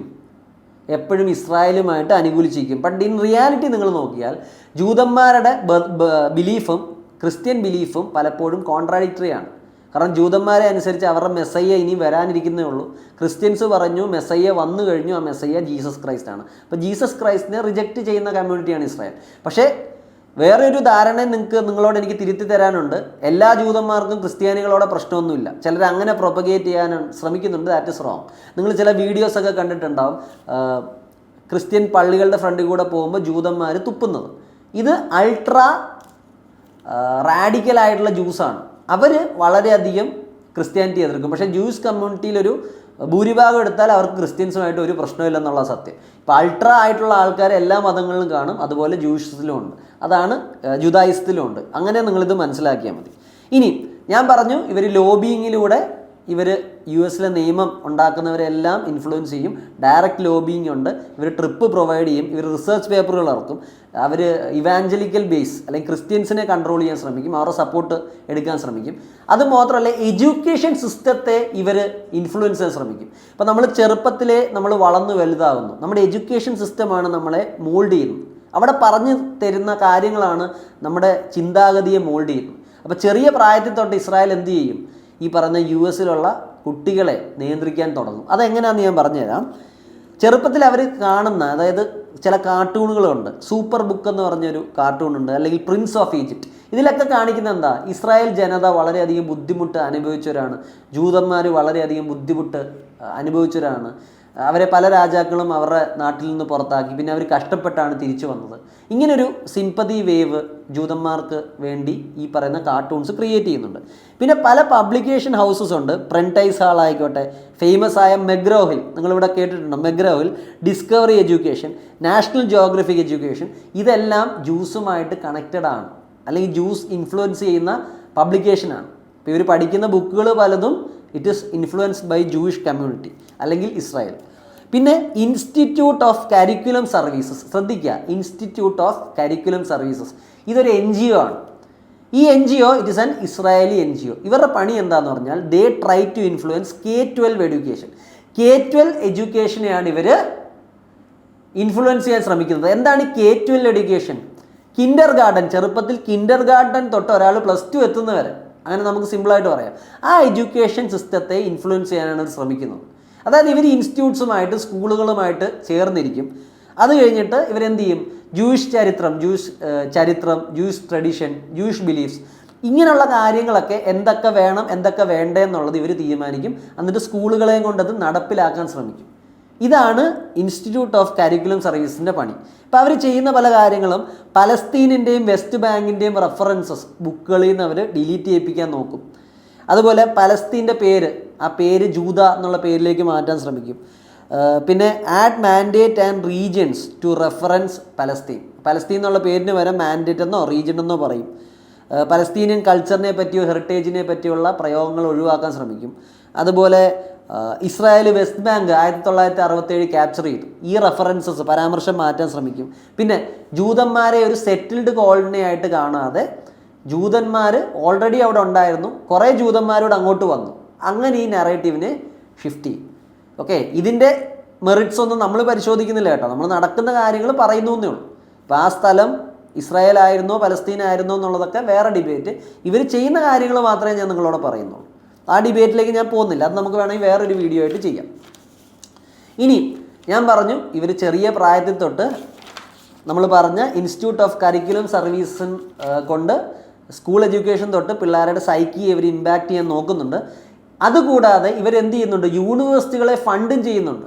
യൂണിവേഴ്സിറ്റികളെ പലപ്പോഴും ഫണ്ട് ചെയ്യുന്നത് ആരാണ്? ഇതുപോലുള്ള ജൂയിഷ് കമ്പനീസാണ്. ഞാൻ വിട്ടുപോയൊരു കാര്യം കൂടെ ഉണ്ട്, അതായത് എലക്ഷൻ ഫണ്ടിങ് ഇല്ലേ, ഫണ്ടിങ്ങിനകത്ത് പലപ്പോഴും ഫണ്ടിങ് നടത്തുന്നത് എയ്പെക്ക് മാത്രമാണ് ആവണമെന്നില്ല, ചില കമ്പനികളും ഇതിനകത്ത് ഫണ്ടിങ് നടത്താറുണ്ട്. ഈ കമ്പനികളിൽ പലർക്കും ആരുമായിട്ടും ബന്ധമുണ്ട്, പലർക്കും ഇസ്രായേലുമായിട്ട് ബന്ധമുണ്ട്. നിങ്ങൾ ഗോൾഡ്മാൻ സാക്സ് എടുത്താലും ബ്ലാക്ക് റോക്ക് എടുത്താലും JP മോർഗൻ എടുത്താലും ഡി ഷോ ആൻഡ് കമ്പനി എടുത്താലും പേയ്പാൽ എടുത്താലും ഡയറക്റ്റ്ലി ഇത് ജൂതന്മാരുടെ ആണെന്ന് ഞാൻ പറയില്ല, ചിലതൊക്കെ ആവാം, പക്ഷേ ഇവർക്ക് ജൂയിഷ് കണക്ഷൻസ് ഉണ്ട്. റോത്ത്സ്റ്റൈൽ ഫാമിലിയെ പറ്റിയൊക്കെ നിങ്ങൾ കേട്ടിട്ടുണ്ടോ? അപ്പം ഞാനത് വിട്ടുപോയോണ്ടെന്ന് പറഞ്ഞതേ ഉള്ളൂ. അപ്പം നമ്മൾ എങ്ങനെയൊക്കെയാണ് ഇസ്രായേൽ USA കൺട്രോൾ ചെയ്തെന്ന് പഠിച്ചത്? ഒന്ന്, ഇസ്രായേലിൻ്റെ ലോബി, എയ്പാക്ക് പോലുള്ള ലോബികൾ വളരെ സ്ട്രോങ് ആണ്. അവർ ഇലക്ഷനെ ഇൻഫ്ലുവൻസ് ചെയ്യും, ലോ മേക്കേഴ്സിനെ ട്രിപ്പ് കൊണ്ടുപോകും. ക്രിസ്ത്യൻ ഗ്രൂപ്പുകളെ സപ്പോർട്ട് കിട്ടാൻ വേണ്ടി CUFI എന്ന് പറഞ്ഞ ഓർഗനൈസേഷനെ ഉണ്ടാക്കിയിട്ടുണ്ട്. കുട്ടികളുടെ മെൻറ്റാലിറ്റിയെ ചെറുപ്പം മുതലേ ഇൻഫ്ലുവൻസ് ചെയ്യാൻ ഇവർക്ക് സ്കൂളിൻ്റെ ടെക്സ്റ്റ് ബുക്കുകളിൽ വരെ ഇവരുടെ ഇൻഫ്ലുവൻസ് നമ്മൾ കാണുക. അതിനുവേണ്ടി അവർ ക്രിയേറ്റ് ചെയ്ത NGO ആണ് ഇൻസ്റ്റിറ്റ്യൂട്ട് ഓഫ് കരിക്കുലം സർവീസസ്. ഇനി അതുകൂടാതെ യൂണിവേഴ്സിറ്റികളെയും ഇവർ ഫണ്ട് ചെയ്യുന്നു. യൂണിവേഴ്സിറ്റികളിൽ ഇവരുടെതിരെയുള്ള പ്രതിഷേധം നടന്നാൽ, ഈ ഇടയ്ക്ക് നടന്നതാണ് കൊളംബിയ യൂണിവേഴ്സിറ്റിയിൽ കുറച്ച് നാൾ മുമ്പ് ഇവരുടെതിരെ വളരെ വലിയ പ്രതിഷേധം നടന്നു, ജ്യൂസിനെതിരെ അല്ലെങ്കിൽ ഇസ്രായേലിനെതിരെ. പക്ഷേ പെട്ടെന്ന് തന്നെ ഈ പ്രതിഷേധത്തെ അടിച്ചമർത്താൻ കഴിഞ്ഞു, കാരണം ഇതിൻ്റെ ഹെഡ് തന്നെ ഒരു ജൂയിഷ് ലേഡി ആയിരുന്നു. ഓക്കെ, ഇനി ജൂയിഷ് ഡയസ്പോറയുടെ ഒരു പവറോട് ഞാൻ പറഞ്ഞുതരാം. ഓക്കെ, ഈ നിങ്ങൾ യൂണിവേഴ്സിറ്റി ചെന്നാൽ, അമേരിക്കൻ യൂണിവേഴ്സിറ്റികളിൽ ചെന്നാൽ 20% പ്രൊഫസർമാർ ജൂയിഷാണ്. 40 ലോ ഫേംസ് എടുത്തു കഴിഞ്ഞാൽ, നിയമസ്ഥാപനങ്ങൾ എടുത്തു കഴിഞ്ഞാൽ 40% എംപ്ലോയീസ് ജ്യൂസാണ്. ഇനി അമേരിക്കയിലെ 200 ടോപ്പ് ഇൻ്റലക്ച്വൽസിനെ നിങ്ങൾ എടുത്തോ, അതിൻ്റെ 50% ജൂതന്മാരാണ്. അപ്പോൾ ജൂയിഷ് ഡയസ്പോറയും വളരെ പവർഫുള്ളാണ്. അപ്പോൾ ജ്യൂസ് എവിടെയൊക്കെ കൺട്രോൾ ചെയ്യും? പൊളിറ്റിക്കൽ സ്ഫിയറിൽ ലോബിയിങ് കൊണ്ട് കൺട്രോൾ ചെയ്യും. എഡ്യൂക്കേഷൻ സ്ഫിയറിൽ അവരുടെ കരിക്കുലം ഇൻസ്റ്റിറ്റ്യൂട്ട് വഴി ടെക്സ്റ്റ് ബുക്കുകളിൽ അവരുടെ സിസ്റ്റം കയറ്റും. കാർട്ടൂണുകളിൽ പോലും അവരുടെ നറേറ്റീവ് അവർ ആഡ് ചെയ്യും. അതുപോലെ യൂണിവേഴ്സിറ്റികളെ ഫണ്ട് ചെയ്യുന്നതും അവരാണ്. പാർട്ടികൾ പോയി കഴിഞ്ഞാൽ അവിടെ ക്യാമ്പയിൻ നടത്തുമ്പോഴും ഇസ്രായേലി ലോബികളും പല കമ്പനികളുമാണ് ഫണ്ട് ചെയ്യുന്നത്. ഇനി ഞാൻ പറഞ്ഞു, ഒരാളുടെ തീരുമാനങ്ങളെയോ അല്ലെങ്കിൽ ഇൻസൈറ്റ്സിനെയൊക്കെ ഇൻഫ്ലുവൻസ് ചെയ്യുന്നത് എന്താണ്? അവൻ്റെ എഡ്യൂക്കേഷനാണ്. മീഡിയ ഹൗസുകളും ഇതിനകത്ത് വലിയൊരു റോള് പ്ലേ ചെയ്യും. മീഡിയ ഹൗസുകൾ അല്ലെങ്കിൽ ഫിലിംസ്. അപ്പോൾ അങ്ങനെ നോക്കിക്കഴിഞ്ഞാൽ ഹോളിവുഡിലേക്ക് നമ്മൾ നോക്കിക്കഴിഞ്ഞാൽ 4 മേജർ ഫിലിം കമ്പനികളുണ്ട്. They are owned by Jews. പല ഫിലിം കമ്പനികളുണ്ട്, ഇതിൽ 4 മേജറാണ്. They are owned by Jews. നിങ്ങൾ നോക്കി കഴിഞ്ഞാൽ ചില ഫേമസ് മൂവീസ് ഞാൻ പറഞ്ഞുതരാം. 1960 ഇറങ്ങിയ എക്സോഡസ്, ഒട്ടോ പെരിമിങ്കറിൻ്റെയാണ്. ഇദ്ദേഹം ജൂതനാണ്. 2000-ങ്ങളിൽ മ്യൂണിച്ച് എന്ന് പറഞ്ഞ ഒരു മൂവി ഇറങ്ങി, സ്റ്റീവൻ സ്പിൽബർഗിൻ്റെ മൂവിയാണ്. അപ്പം മ്യൂണിച്ചിനകത്ത് എന്താ പറയുന്നത്, മ്യൂണിച്ച് ഒളിമ്പിക്സിൽ, ജർമ്മനിയിൽ നടക്കുന്ന ഒളിമ്പിക്സിൽ കുറേ ഇസ്രായേലി അത്ലറ്റ്സ് പോയി ഇവരെ പലസ്തീൻ സപ്പോർട്ട് ചെയ്യുന്ന ആൾക്കാർ കൊലപ്പെടുത്തി. എക്സോഡസിനകത്ത് എന്തായിരുന്നു കഥ? ജൂതന്മാരുടെ പലായനത്തിൻ്റെ കഥയാണ്. 1998 സീജ് എന്ന് പറഞ്ഞൊരു മൂവി വന്നു, എഡ്വേർഡ് ഷ്വിക്കിൻ്റെ സീജ്. ഇത് പലസ്തീനിയൻ ടെററിസ്റ്റുകളുടെ ഒരു ത്രെട്ട് കാണിച്ചു തന്നു. 2008 വാൾസ് വിത്ത് ബഷീർ എന്ന് പറയുന്ന ഒരു മൂവി വന്നു, ആരി ഫാൽമാൻ്റെ ആണ്. പിന്നീട് സ്നൈഡേഴ്സ് ലിസ്റ്റ് എന്ന് പറഞ്ഞ ഒരു മൂവി വന്നു. സ്നൈഡർ ലിസ്റ്റൊക്കെ ഹോളോകോസ്റ്റുമായിട്ട് ബന്ധപ്പെട്ട ഒരു സ്റ്റോറിയാണ്. അപ്പോൾ ഇസ്രായേലി അനുകൂലമായ കാര്യങ്ങൾ പറയുന്ന മൂവികളാണ് ഇതൊക്കെ. ഇതൊക്കെ ഡയറക്റ്റ് ചെയ്ത പലരും ആരാണ്? ജൂതന്മാർ തന്നെയാണ്. മീഡിയയിലേക്ക് നമ്മൾ തിരിച്ചു വന്നാൽ US-ലെ പല ഫേമസ് ആയിട്ടുള്ള ന്യൂസ് പേപ്പേഴ്സും ആരാണ് കൺട്രോൾ ചെയ്യുന്നത്? ഇസ്രായേലാണ്. ഡയറക്റ്റ്ലി അല്ലെങ്കിൽ ജൂതന്മാരാണ്, ഡയറക്റ്റ്ലി ഓർ ഇൻഡയറക്റ്റ്ലി. ഇപ്പോൾ വാഷിങ്ടൺ പോസ്റ്റ് നോക്കിയാലും, ന്യൂയോർക്ക് ടൈംസ് നോക്കിയാലും, ലോസ് ഏഞ്ചലസ് ടൈംസ് നോക്കിയാലും ഇതിനകത്തൊക്കെ ജൂയിഷ് കൺട്രോൾ കാണും. ന്യൂയോർക്ക് ടൈംസ് സ്പെഷ്യലി ഞാൻ പറയുന്നു, ന്യൂയോർക്ക് ടൈംസിൻ്റെ ഓണർ തന്നെ ഒരു ജൂതനാണ്. ഓക്കെ, അപ്പം ഒരു റിപ്പോർട്ട് ഒരു ന്യൂസ് ഏജൻസി പബ്ലിഷ് ചെയ്തിരുന്നു. അവർ പറയുന്നതെന്ന് പറഞ്ഞാൽ ഗാസയിൽ ഒരു പലസ്തീനിയൻ കൊല്ലപ്പെടുമ്പോൾ ആ റെഫറൻസ് 2 തവണ പറഞ്ഞാൽ ഒരു ഇസ്രായേലി കൊല്ലപ്പെട്ടാൽ 8 തവണ റെഫറൻസ് വരുന്നു. ഇത് അത്രത്തോളം വെരിഫൈഡ് ആയിട്ടുള്ള റിപ്പോർട്ടല്ല, പക്ഷേ ഇങ്ങനെ റിപ്പോർട്ട് കണ്ടുകൊണ്ട് ഞാൻ പറഞ്ഞു. കണ്ടുകൊണ്ട് ഞാൻ പറഞ്ഞു എന്നേ ഉള്ളൂ. ഇനി മീഡിയ നിങ്ങൾ നോക്കിയാൽ ഫേമസ് ആയിട്ടുള്ള ഹൗസുകൾ, CNN ആയിക്കോട്ടെ, ABC ന്യൂസ് ആയിക്കോട്ടെ, NBC ആയിക്കോട്ടെ, ഈ ന്യൂസുകളുടെ എല്ലാം CEO ആരാ? ജ്യൂസ് തന്നെയാണ്. CNN-ൻ്റെ ഡേവിഡ് സാസ്ലോ, അതായത് വാർണർ ബ്രോസിൻ്റെ ഓണറാണ്. വാർണർ ബ്രോസ് തന്നെയാണ് CNN-നെ ഓൺ ചെയ്യുന്നത്. ഓക്കെ, അതുപോലെ തന്നെ നിങ്ങൾ നോക്കിക്കഴിഞ്ഞ് കഴിഞ്ഞാൽ റൈറ്റേഴ്സ്, ഈ പറയുന്ന മീഡിയ ഹൗസിൻ്റെ റൈറ്റേഴ്സിനെ നിങ്ങൾ നോക്കിക്കഴിഞ്ഞാൽ ഫേമസ് റൈറ്റേഴ്സിൽ 61 പേര് പ്രോ ഇസ്രായേലിയാണ്. ഇസ്രായേലിനെതിരെ പറയുന്നവർ 5 പേരേ ഉള്ളൂ. എന്നാൽ പോലും ഈ മീഡിയ ഹൗസസും ഇസ്രായേലിനെതിരെ പരാമർശങ്ങളൊക്കെ നടത്താറുണ്ട് കേട്ടോ. പൂർണ്ണമായിട്ട് നമ്മളിതിനെ വിശ്വസിക്കേണ്ട കാര്യമില്ല. ഇസ്രായേലിനെതിരെയും ഇവർ പ്രസിദ്ധീകരണം നടത്താറുണ്ട്. ഇനി വേറെ ഒരു രീതിയിൽ ഇസ്രായേൽ ആരെ ഇമ്പാക്റ്റ് ചെയ്യാൻ ശ്രമിക്കുന്നുണ്ട്, ഇൻഫ്ലുവൻസ് ചെയ്യാൻ ശ്രമിക്കുന്നുണ്ട്? USA. ഇവർ ആംസ് സെയിൽസും ക്വാളിറ്റേറ്റീവ് മിലിറ്ററി എഡ്ജും മെയിൻറ്റെയിൻ ചെയ്യാൻ ശ്രമിക്കുകയാണ്. അതായത് ഇസ്രായേലും USA തമ്മിലൊരു ധാരണയുണ്ട്. USA എന്തെങ്കിലും പുതിയ ടെക്നോളജി കൊണ്ടുവന്നു കഴിഞ്ഞാൽ ആദ്യം അത് കിട്ടാൻ പോകുന്നത് ഇസ്രായേലിനായിരിക്കും. ടെക്നോളജി ട്രാൻസ്ഫർ ഇസ്രായേലിന് ചെയ്യാറുണ്ട്. അതായത് US-ൻ്റെ വിമാനങ്ങൾ F-16 ആണെങ്കിലും F-35 ആണെങ്കിലും ഇതിൻ്റെ സോഴ്സ് കോഡൊന്നും ആർക്കും USA പറഞ്ഞു കൊടുക്കാറില്ല. വെപ്പൺസ് ഇൻ്റഗ്രേഷൻ നടക്കണമെങ്കിൽ നമുക്ക് സോഴ്സ് കോഡ് വേണം. ഇത് ആർക്ക് കൊടുത്തിട്ടുണ്ട്? ഇസ്രായേലിന് മാത്രം USA കൊടുത്തിട്ടുണ്ട്. ബാക്കി രാജ്യങ്ങൾ ചിലപ്പം അവൻ്റെ വണ്ടി പറക്കണമെന്ന് US തീരുമാനിക്കും. പക്ഷേ ഈ കേസിൽ ഇസ്രായേലിന് എല്ലാവിധ സപ്പോർട്ടും USA കൊടുത്തിട്ടുണ്ട്. ഈ യുദ്ധം നടന്നപ്പോൾ തന്നെ നിങ്ങൾ കാണാം, മിസൈൽ ഡിഫൻസ് സിസ്റ്റം ഇസ്രായേലിൻ്റെ ഡേവിഡ് സ്ലിംഗ് ആണെങ്കിലും അയൺഡോം ആണെങ്കിലും ഇത് വർക്ക് ചെയ്യുന്നുണ്ട്. ഇതിനെ സപ്പോർട്ട് ചെയ്യാൻ താഡ്സും പാട്രിയോട്ടും ഒക്കെ ചിലപ്പോൾ ആര് കൊടുത്തിട്ടുണ്ടാവും? USA കൊടുത്തിട്ടുണ്ടാവും. ഇനി ഇങ്ങനെയൊക്കെ ഇൻഫ്ലുവൻസ് ചെയ്യുമ്പോൾ ഇസ്രായേൽ ഒരു കാര്യം ഉറപ്പിക്കും, എന്താണ്? എനിക്ക് പൂർണ്ണമായ സപ്പോർട്ട് കിട്ടും. ഓക്കെ, ഇത് നമുക്ക് കാണാം ഇസ്രായേലിന് എങ്ങനെ സപ്പോർട്ട് കിട്ടുന്നത്. ഇത്രയും ഇൻഫ്ലുവൻസ് അവർ ചെലുത്തുന്നത് കൊണ്ട് അവർക്കതിൻ്റെ ബെനിഫിറ്റ്സും കിട്ടാറുണ്ട്. കാരണം നിങ്ങൾ നോക്കിക്കഴിഞ്ഞാൽ it all translates to influencing policies. അതായത് സ്ഥിരമായിട്ട് നിങ്ങൾക്ക് കാണാം, we have seeing consistent passage of significant foreign aid. ഇസ്രായേലിൻ്റെ എയ്ഡ്, വളരെയധികം എയ്ഡ് അമേരിക്ക കൊടുക്കുന്നുണ്ട്. ഈ യുദ്ധം നടന്നപ്പോഴും ഇസ്രായേലിലേക്കുള്ള എയ്ഡ്, ഇസ്രായേലിനുള്ള ഫണ്ടിങ് USA കൂട്ടിയിട്ടേ ഉള്ളൂ. അതുപോലെ തന്നെ ഇസ്രായേലിനെതിരെ ഏതെങ്കിലും ഒരു റെസല്യൂഷൻ UN-ൽ വരികയാണ്, സാങ്ഷൻ ചെയ്യാൻ ശ്രമിക്കുകയാണ്, ഇതിനെല്ലാം USA അവൻ്റെ പെർമനൻറ്റ് മെമ്പർഷിപ്പ് ഉപയോഗിച്ച് ബ്ലോക്ക് ചെയ്ത് കളയും. ഇനി കുറച്ച് രസകരമായ എക്സാമ്പിൾ ഞാൻ പറഞ്ഞുതരാം. ടെഡ് ക്രൂസ് എന്ന് പറഞ്ഞൊരു US സെനറ്റർ ഉണ്ട്. ഇദ്ദേഹത്തിൻ്റെ ഇൻ്റർവ്യൂകളൊക്കെ രസകരമാണ്. ഇദ്ദേഹം പറയുന്ന കാര്യം എന്ന് പറഞ്ഞാൽ, ഞാൻ US സെനറ്റിൽ വന്നിരിക്കുന്നത് തന്നെ ഇസ്രായേലിനെ സപ്പോർട്ട് ചെയ്യാനാണ്. ലിൻസേ ഗ്രഹാം, ഇദ്ദേഹം പറയുന്നത് ഇറാനെ എങ്ങനെയെങ്കിലും ന്യൂട്രലൈസ് ചെയ്യണം, അതിന് അമേരിക്ക ആരെ സഹായിക്കണം? ഇസ്രായേലിനെ സഹായിക്കണം. റാൻഡി ഫൈൻ എന്ന് പറഞ്ഞൊരു വ്യക്തി, ഈസ് ഓൾസോ ലെജിസ്ലേറ്റർ, ഇദ്ദേഹം പറയുന്നതെന്ന് പറഞ്ഞാൽ നെതന്യാഹുവിനെ പരിചയപ്പെട്ട് ഞാൻ കൈ കൊടുത്തിട്ട് ഞാൻ ആ കൈ കഴുകിയിട്ട് പോലുമില്ല, എൻ്റെ കുട്ടികളുടെ തലയിൽ ഞാനൊരു ആശീർവാദം കൊടുത്തു. അപ്പം നെതന്യാഹുവിൻ്റെ കൈ ഞാൻ തൊട്ടപ്പോൾ തൊട്ട് ഞാൻ പിന്നെ അത് കഴുകിയിട്ടില്ല, എൻ്റെ കുട്ടികളുടെ തലയിൽ കൈ വെച്ചതിന് ശേഷമാണ് ഞാൻ കഴുകിയത്. ഇതൊന്നും നമ്മൾ അന്ധഭക്തി എന്ന് പറയും. ഇനി ടോം കോട്ടൺ എന്ന് പറഞ്ഞൊരു US സെനേറ്റർ ഉണ്ട്. ഇദ്ദേഹം പറഞ്ഞു എല്ലാവരും ഇസ്രായേലിനെ സപ്പോർട്ട് ചെയ്യണം, ഇസ്രായേലിനെ സപ്പോസ് നിങ്ങൾ സപ്പോർട്ട് ചെയ്തിട്ടില്ലെങ്കിൽ നിങ്ങളുടെ സാലറി കട്ട് ചെയ്യണമെന്നാണ് ഇദ്ദേഹം പറഞ്ഞത്. അപ്പോൾ ഇത്രത്തോളം ഭക്തിയാണ്. ഓക്കെ, ഇനി നിങ്ങൾ മനസ്സിലാക്കേണ്ട ഒരു കാര്യം എന്ന് പറഞ്ഞാൽ ഇടയ്ക്ക് യൂട്യൂബിൽ നിങ്ങൾ സെർച്ച് ചെയ്താൽ വീഡിയോ കിട്ടും. US നിയമജ്ഞരോട്, അല്ലെങ്കിൽ നിയമജ്ഞരെന്ന് പറയാൻ പറ്റില്ല, ലെജിസ്ലേച്ചേഴ്സിനോട് ചോദിക്കുന്നുണ്ട്, നിങ്ങൾ ഇസ്രായേലിന് വേണ്ടിയാണോ വർക്ക് ചെയ്യുന്നത്, US വേണ്ടിയാണോ വർക്ക് ചെയ്യുന്നത്, നിങ്ങൾക്ക് ഇസ്രായേലികളാണോ വലുത്, US ജനങ്ങളാണോ വലുത്? അവർ വ്യക്തമായിട്ടൊരു മറുപടി പോലും പറയുന്നില്ല. അപ്പോൾ അത് കാണിക്കുന്നത് എന്താ? വ്യക്തമായിട്ട് ദേ ആർ പ്രോ ഇസ്രായേൽ. അത് ഡെമോക്രാറ്റ്സ് ആയിക്കോട്ടെ, റിപ്പബ്ലിക്കൻസ് ആയിക്കോട്ടെ.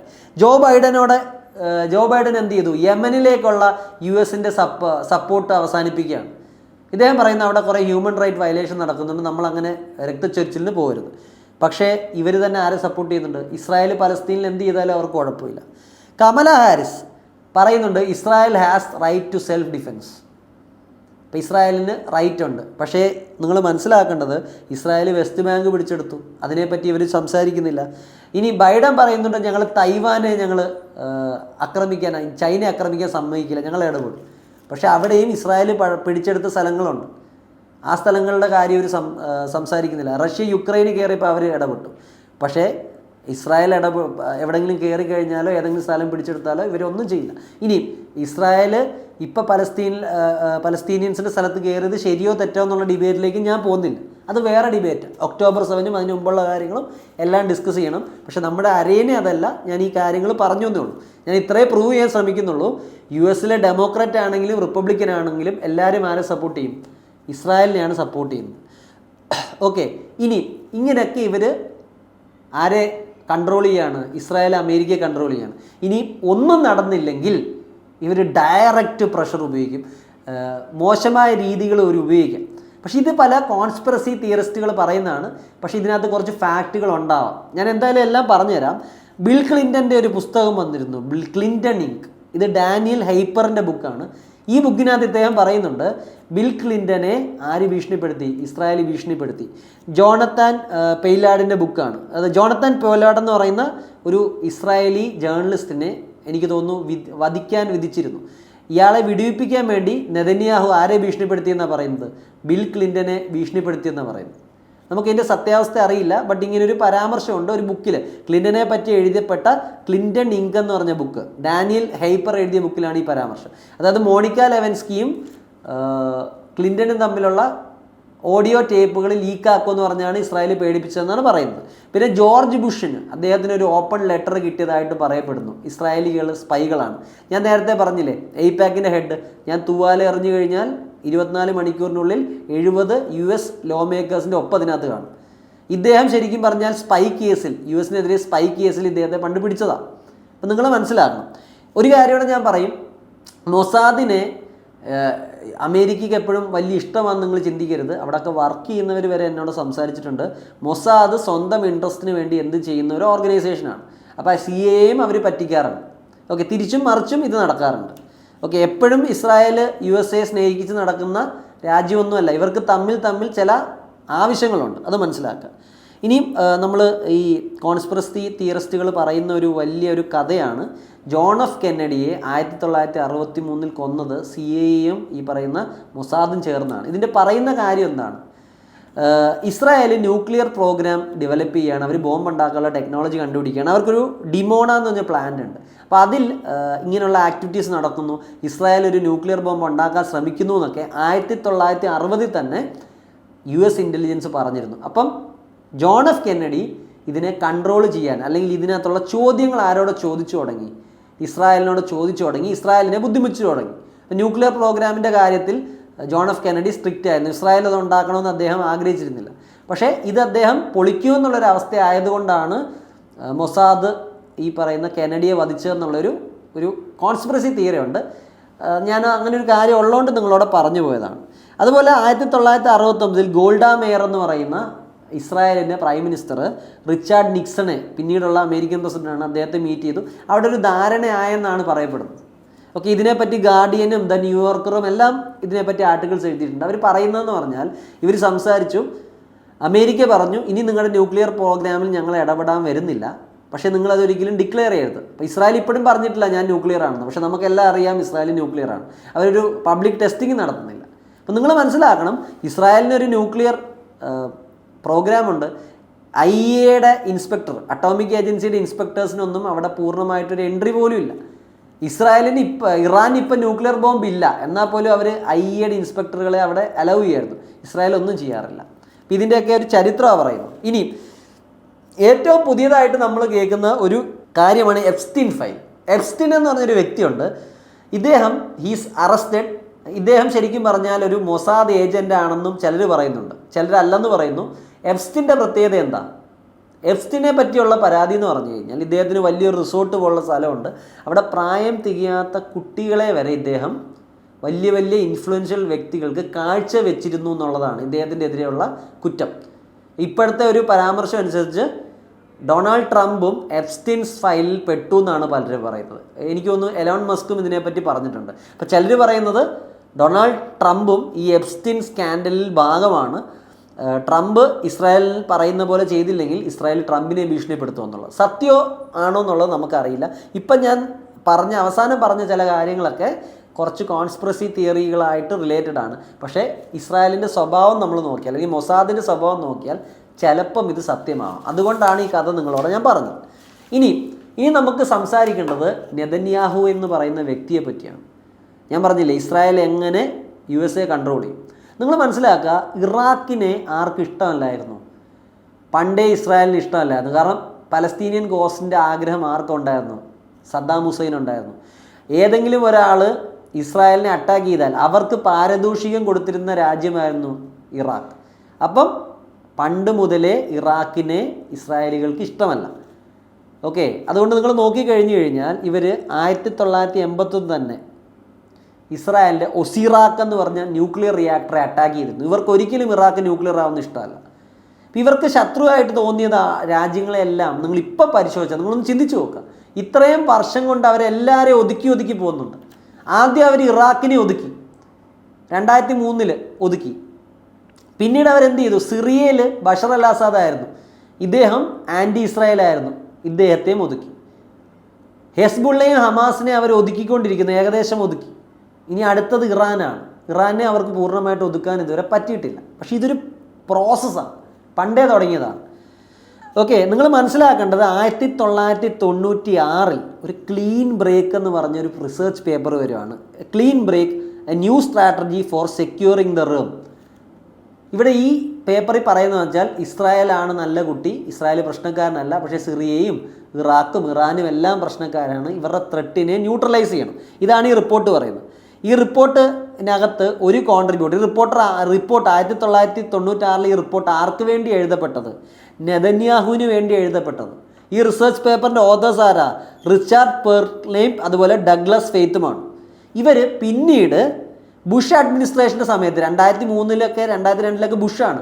ബുഷിൻ്റെ സമയത്ത് ഇവർ US അഡ്മിനിസ്ട്രേഷൻ്റെ വലിയ വലിയ തസ്തികളിലിരുന്നു. അതായത് നെതന്യാഹുവിന് വേണ്ടി ഇങ്ങനെ ഒരു എഴുത്തെഴുതിയ ആൾക്കാർ പിന്നീട് US അഡ്മിനിസ്ട്രേഷൻ്റെ നല്ല പൊസിഷനുകളിലിരുന്നു. നിങ്ങൾ മനസ്സിലാക്കണം, നെതന്യാഹു ഇതിനു മുമ്പും ഇസ്രായേൽ പ്രൈം മിനിസ്റ്റർ ആയിരുന്നു. 99 ഇദ്ദേഹത്തിൻ്റെ ടേം കഴിഞ്ഞു. ഓക്കെ, ആ സമയത്ത് ഇദ്ദേഹം പ്രോ ഇസ്രായേലി അജണ്ട നടപ്പിലാക്കാൻ നോക്കുകയാണ്, ഇറാഖ് പ്രശ്നക്കാരനാണെന്ന് കാണിക്കാൻ ശ്രമിക്കുകയാണ്. അവസാനം 2003 ഇറാഖിലേക്ക് അമേരിക്ക കയറുന്നു. ഇറാഖിൽ ഏതോ വെപ്പൺസ് ഓഫ് മാസ് ഡിസ്ട്രക്ഷൻ ഉണ്ടെന്നൊക്കെ പറഞ്ഞാൽ കയറുന്നത്, പക്ഷേ അവിടെ ഒന്നും കിട്ടുന്നില്ല. അപ്പം Netanyahu wanted the destruction of Iraq. America അത് ചെയ്യുകയും ചെയ്തു. ഓക്കെ, ചെയ്യുകയും ചെയ്തു. അതുപോലെ തന്നെ ഇവരുടെ പ്രൊപ്പഗണ്ടയ്ക്ക് വേണ്ടി ക്രിയേറ്റ് ചെയ്ത ഈ റൈറ്റിങ്സിലെ പ്രധാനപ്പെട്ട ഓതേഴ്സ് റിച്ചാർഡ് പെർലെ ആയിക്കോട്ടെ, ഡഗ്ലസ് ഫെയ്ത്ത് ആയിക്കോട്ടെ, ഇവരൊക്കെ ബുഷ് അഡ്മിനിസ്ട്രേഷൻ, ഈ ഇൻവേഷൻ നടക്കുന്ന സമയത്ത് അമേരിക്കൻ അഡ്മിനിസ്ട്രേഷൻ്റെ തലപ്പത്തുള്ള ചില ഓർഗനൈസേഷനിൽ ഇരിക്കുവാണ്. അതുപോലെ തന്നെ നിങ്ങൾ മനസ്സിലാക്കണം, 2002 നെതന്യാഹു ആരാണ്? ഫോറിൻ മിനിസ്റ്ററാണ്. ഫോറിൻ ആണോ ഫിനാൻസ് മിനിസ്റ്ററാണോ? I need to check. അപ്പം 90കളിൽ 99 വരെ നെതന്യാഹു പ്രൈം മിനിസ്റ്ററാണ്. അത് കഴിഞ്ഞ് ഇദ്ദേഹം ഫോറിൻ മിനിസ്റ്ററോ ഫിനാൻസ് മിനിസ്റ്ററോ ആണ്. എനിക്കൊന്നുകൂടെ ക്രോസ് ചെക്ക് ചെയ്യണം. അപ്പോൾ ഈ ഇറാഖ് യുദ്ധം നടക്കുമ്പോഴും ആര് അണിയറയിലുണ്ട്? നെതന്യാഹു അണിയറയിലുണ്ട്. So Netanyahu is also trying to control USA. ഇനി നിങ്ങൾ മനസ്സിലാക്കണം, ഇറാഖിൽ ആൾക്കാർ കയറി, ഇറാഖിൽ ഓയിലുണ്ട്. ഇപ്പം നിങ്ങൾ ഇറാഖിലുള്ള ഓയിൽ കമ്പനികൾ നോക്കിക്കഴിഞ്ഞാൽ പല US കമ്പനികൾ കാണും. ഹാലിബർട്ടൺ എന്ന് പറഞ്ഞ കമ്പനി ഉണ്ടാവും. അപ്പോൾ ഇറാഖിലെ എണ്ണയാണ് US-ൻ്റെ താല്പര്യം പലപ്പോഴും. ഇവർ നിങ്ങളോട് പറയും ഇവിടെ സദ്ദാം പ്രശ്നം ഉണ്ടാക്കുന്നുണ്ട്, സദ്ദാം ആൾക്കാരെ കൊല്ലുന്നുണ്ട്. പക്ഷെ നിങ്ങൾ മനസ്സിലാക്കുക, ഇറാഖിലേക്ക് USA കയറി കഴിഞ്ഞിട്ട് എത്ര പേരെ കൊന്നു, ആ യുദ്ധത്തിൽ എത്ര പേര് മരിച്ചു. സദ്ദാം കൊന്നതിൻ്റെ ഇരട്ടി ചിലപ്പം USA കൊന്നിട്ടുണ്ടാകും, അല്ലെങ്കിൽ ആ പ്രശ്നം കാരണം കൊല്ലപ്പെട്ടിട്ടുണ്ടാകും. അത് കഴിഞ്ഞിട്ട് ഐസിസ് പോലുള്ള ഈ ഇറാഖിൽ ഉണ്ടാക്കി വെച്ച പ്രശ്നങ്ങൾ കാരണമാണ് ഐസിസ് പോലുള്ള ഓർഗനൈസേഷൻസ് വന്നത്. അവരെന്തൊക്കെ പ്രശ്നം ഉണ്ടാക്കി. അപ്പം നമ്മളൊരു സ്ഥലത്ത് കയറുകയാണെങ്കിൽ ആ സ്ഥലം നമ്മൾ പ്രോപ്പർ ആക്കിയിട്ട് വേണം തിരിച്ചിറങ്ങാൻ. അമേരിക്ക എവിടെയെങ്കിലും കയറും, അവിടെ മൊത്തം നാശം സൃഷ്ടിക്കും. അതിനുശേഷം അവിടെ കുറേ പ്രശ്നങ്ങളുണ്ടാവും. ആ പ്രശ്നം സിറിയയിലേക്കും പോയി, ഇറാനിലേക്കും പോയി, എല്ലായിടത്തേക്കും പോയി. ഓക്കെ.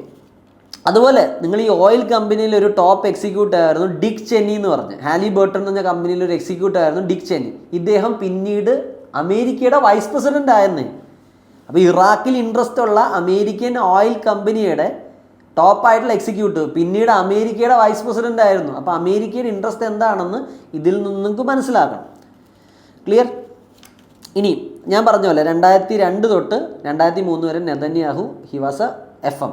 ഏരിയൽ ഷെറോൺ ആയിരുന്നു ആ സമയത്ത് പ്രൈം മിനിസ്റ്റർ. അപ്പോൾ ഇറാഖിൽ ഇൻവേഷൻ നടക്കുമ്പോൾ ഏരിയൽ ഷെറാൻ ആയിരുന്നു ഇറാഖി പ്രൈം മിനിസ്റ്റർ. നെതന്യാഹു ഒന്നുകിൽ ഫോറിൻ മിനിസ്റ്റർ അല്ലെങ്കിൽ ഫിനാൻസ് മിനിസ്റ്റർ. എനിക്കത് കിട്ടുന്നില്ല. എന്തായാലും ഈ യുദ്ധത്തിൻ്റെ പുറകിലും ആരുണ്ട്? വ്യക്തമായിട്ട് നെതന്യാഹു എന്ന് പറഞ്ഞ വ്യക്തിയുടെ സാന്നിധ്യമുണ്ട്.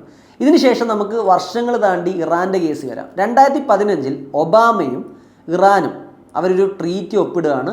ഇപ്പം വെസ്റ്റിൻ്റെ സൈഡിൽ നിന്ന് P5 രാജ്യങ്ങൾ, പെർമനൻറ്റ് 5 രാജ്യങ്ങൾ, USA, Britain, France, Russia, China, അതുപോലെ തന്നെ ജർമ്മനിയും കൂടെ ഉണ്ടായിരുന്നു. 6 രാജ്യങ്ങൾ ഒരു സൈഡിൽ, ഇപ്പുറത്തെ സൈഡിൽ ഇറാൻ. ഇറാൻ ന്യൂക്ലിയർ ബോംബൊന്നും ഉണ്ടാക്കില്ല, സിവിലിൽ മാത്രമേ ചെയ്യുള്ളൂ, അവരുടെ എണ്ണങ്ങളും എല്ലാം കുറയ്ക്കുമെന്ന് പറഞ്ഞൊരു ട്രീറ്റ് സൈൻ ചെയ്യാണ് ഒബാമ. ഇത് നെതന്യാഹുവിന് ഇഷ്ടമല്ലായിരുന്നു. 2018 മൊസാദ് ഒരു റിപ്പോർട്ടും കൊണ്ടുവരികയാണ്. മൊസാദിൻ്റെ റിപ്പോർട്ടിൽ എന്താണ് പറയുന്നത്? ഇറാൻ ന്യൂക്ലിയർ ബോംബ് ഉണ്ടാക്കാൻ പോവുക. ഇത് കേട്ട ഉടനെ ട്രംപ് എന്ത് ചെയ്തു? ഇറാനുമായിട്ടുള്ള ന്യൂക്ലിയർ ട്രീറ്റിയിൽ നിന്ന് പുറമോട്ട് വലിഞ്ഞു. ഒന്നാമത് ഒബാമ ചെയ്യുന്നതൊന്നും ട്രംപിന് ഇഷ്ടമല്ല. അപ്പം നിങ്ങൾ മനസ്സിലാക്കാൻ, നെതന്യാഹുവിൻ്റെ ആവശ്യമായിരുന്നു ഇറാനും USA-യുമായിട്ടുള്ള ട്രീറ്റ് ബ്രേക്ക് ആവുമെന്നുള്ളത്. അതിൻ്റെ പരിണിത ഫലമാണ് ഇപ്പം നമ്മൾ കണ്ടുകൊണ്ടിരിക്കുന്നത്. ഓക്കെ. അതുപോലെ തന്നെ എന്ത് ചെയ്തു ഇവർ? ഇറാഖിലുള്ള ഖാസിം സൊലൈമാനി, ഇദ്ദേഹം ഒരു ത്രെട്ടാണെന്ന് US-നോട് സ്ഥിരം പറഞ്ഞുകൊണ്ടിരുന്ന ഇസ്രായേലാണ്. കുർദ് ഫോഴ്സുകളുടെ കമാൻഡറായിരുന്നു. സൊലൈമാനിയും ഇറാഖിൽ വെച്ച് ആരെ അവസാനിപ്പിച്ചു? USA അവസാനിപ്പിച്ചു. ഓക്കെ. ഇനി ഇതിൻ്റെയൊക്കെ ഒരു രത്ന ചുരുക്കം എന്താണ്? ഇപ്പം ഞാൻ പറഞ്ഞു തന്നതനുസരിച്ച് നിങ്ങൾക്ക് എൻറ്റയർ ഗാമൂട്ട് മനസ്സിലായിട്ടുണ്ടാവും ഹൗ ഇസ്രായേൽ കൺട്രോൾസ് USA. ഒന്ന്, ആദ്യകാലത്ത് അമേരിക്കയുടെ ആവശ്യമായിരുന്നു ഇസ്രായേലെ സപ്പോർട്ട് ചെയ്യാൻ. പിന്നീട് ഇസ്രായേൽ തന്നെ സ്വയം ബ്രാൻഡ് ചെയ്തു, അമേരിക്കയ്ക്ക് ഞങ്ങളെ ആവശ്യമാണ്. അമേരിക്കയെ അവർ ബോധ്യപ്പെടുത്തിക്കൊണ്ടിരിക്കുകയാണ്, നിങ്ങൾക്ക് ഞങ്ങളെ ആവശ്യമാണ്. ഇറാൻ ഒരു പ്രശ്നം ഉണ്ടാക്കിയാൽ ഭാവിയിൽ നിങ്ങളുടെ ദേഹത്തും ബോംബ് വരും. ഇറാഖ് വളർന്നാലും അമേരിക്കയ്ക്കും പ്രശ്നമാവും. അപ്പം ഇങ്ങനെ അമേരിക്കയുടെ ഒരു സുഹൃത്ത് ഞങ്ങൾ തന്നെയാണ്. ഇങ്ങനെ അവർ സെൽഫ് ബ്രാൻഡ് ചെയ്തു, സെൽഫ് മാർക്കറ്റ് ചെയ്തു. പിന്നെ അവർ പബ്ലിക് വ്യൂവിനെ ഇൻഫ്ലുവൻസ് ചെയ്യാൻ വേണ്ടി പല കാര്യങ്ങൾ ചെയ്തു. ഇതാണ് ശ്രദ്ധിക്കേണ്ടത്. ഞാൻ പറഞ്ഞതുപോലെ ഇവർക്ക് AIPAC പോലുള്ള ലോബികളുണ്ട്. ഈ ലോബികൾ അവരുടെ പൊളിറ്റീഷ്യൻസിനെ മൊത്തവും ഇൻഫ്ലുവൻസ് ചെയ്യും, അവരുടെ ഇലക്ഷൻ ക്യാമ്പയിനുകൾക്ക് ഫണ്ട് ചെയ്യും.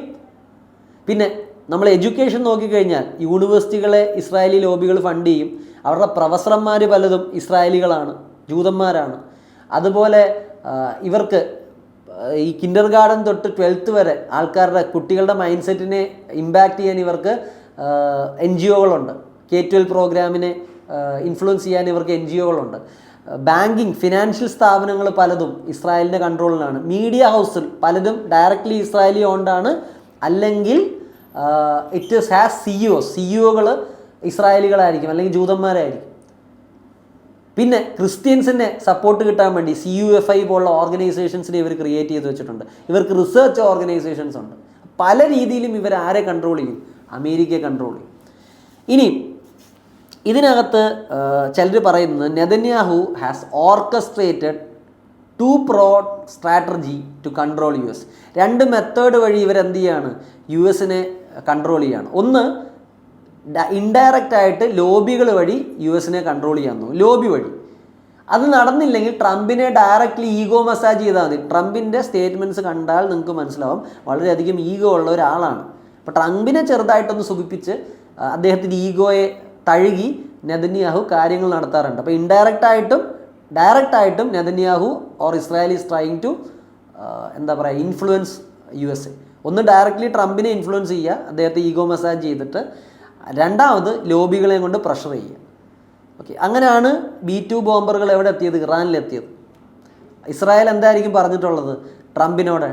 നിങ്ങളുടെ സമയത്ത് ഇറാൻ ഒരു ന്യൂക്ലിയർ ബോംബ് ഉണ്ടാക്കി കഴിഞ്ഞാൽ പിന്നെ നിങ്ങളുടെ ലെഗസി മോശമാണ്. ഉടനെ ട്രംപ് ചാടിക്കയറി എന്ത് ചെയ്തു? ഇസ്രായേലിനെ ബോംബ് ചെയ്തു. ഇനി ഇതിൻ്റെയൊക്കെ ഒരു ഫോളോ ഔട്ട് അല്ലെങ്കിൽ ഇതിൻ്റെ പരിണാമം എന്താവും എന്നുള്ളത് നമ്മൾ ശ്രദ്ധിക്കണം.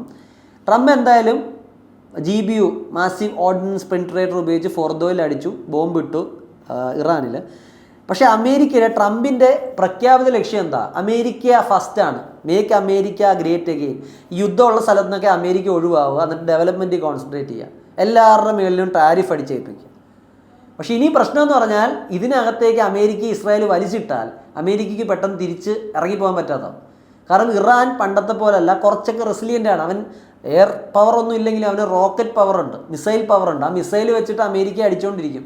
അല്ലെങ്കിൽ എവിടെയെങ്കിലും പ്രോക്സികളെ കൊണ്ട് ഈ കടലെടുക്കുകളിൽ പ്രശ്നം ഉണ്ടാക്കിയാൽ അമേരിക്ക ഇതിനകത്ത് ട്രാപ്പോ. അപ്പോൾ ഇസ്രായേൽ അമേരിക്കയെ ട്രാപ്പിലേക്ക് ആക്കുമോ എന്നുള്ളത് ഒരു ചോദ്യം. രണ്ട്, ട്രംപിന് നോബൽ പ്രൈസ് വേണമെന്ന് ആഗ്രഹമുണ്ട്. ട്രംപ് എന്താ ചെയ്യാൻ ആഗ്രഹിക്കുന്നത്?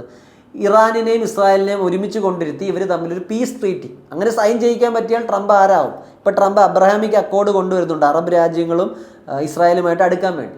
പക്ഷേ ഇതാരും സമ്മതിക്കില്ല, ഇസ്രായേൽ സമ്മതിക്കില്ല. കാരണം Israel wants the elimination of Iran. അല്ലെങ്കിൽ ഇറാനെ മൊത്തം നശിപ്പിക്കണമെന്ന് ഇസ്രായേലിനില്ലെങ്കിലും ഇപ്പോൾ ഉള്ള റെജീമിനെ നശിപ്പിക്കണമെന്ന് ഈ ഇസ്രായേലിന് ആഗ്രഹമുണ്ട്. അയത്തുള്ള ഖൊമേനിയുടെ റെജീം, ആ റെജീമിനെ മാറ്റണമെന്നാണ് ഇസ്രായേലിൻ്റെ ആഗ്രഹം. അപ്പോൾ ഇസ്രായേൽ ഒരിക്കലും ഇപ്പോഴത്തെ ഇറാനിയും റെജീമുമായിട്ടൊരു ബന്ധത്തിന് താല്പര്യപ്പെടില്ല, അവർ പ്രശ്നം ഉണ്ടാകും. അതുകൊണ്ടാണ് ഞാൻ പറഞ്ഞത് ഇന്നല്ലെങ്കിൽ നാളെ പിന്നെയും ഇസ്രായേലും ഇറാനും കൂട്ടിയിടിക്കും. ഓക്കെ, പക്ഷേ ഇപ്പം നമ്മൾ കാണുന്ന ഒരു പുതിയ ട്രെൻഡ് എന്താണെന്ന് പറഞ്ഞാൽ ഇസ്രായേലും US ഫ്രണ്ട്സാണ്.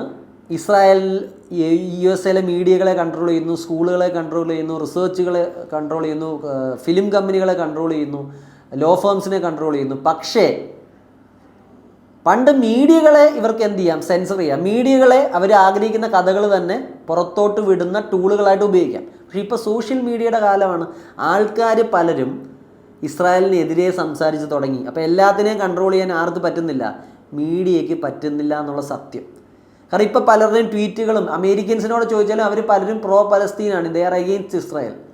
അവർ പറയുന്നത് വെച്ചാൽ അമേരിക്ക ആയ എൻ്റെ ടാക്സ് ഇസ്രായേലിന് കൊടുക്കണ്ട, ഇസ്രായേലിന് വേണ്ടി മരിക്കാൻ ഞാൻ തയ്യാറല്ല, അങ്ങനെ പറയുന്ന ഒരു കൂട്ടം ആൾക്കാരും ഇപ്പോൾ അമേരിക്കയിലുണ്ട്. അപ്പോൾ ഇവിടെ ക്ലാഷ് നടക്കുകയാണ് എന്ന് പറഞ്ഞ് ഇസ്രായേലിനെ പൂർണ്ണമായിട്ട് പിന്തുണയ്ക്കുന്ന ഒരു ലോബിയും ഒരു ഗ്രൂപ്പ് ഓഫ് സിറ്റിസൺസും എവിടെ ഉണ്ട്?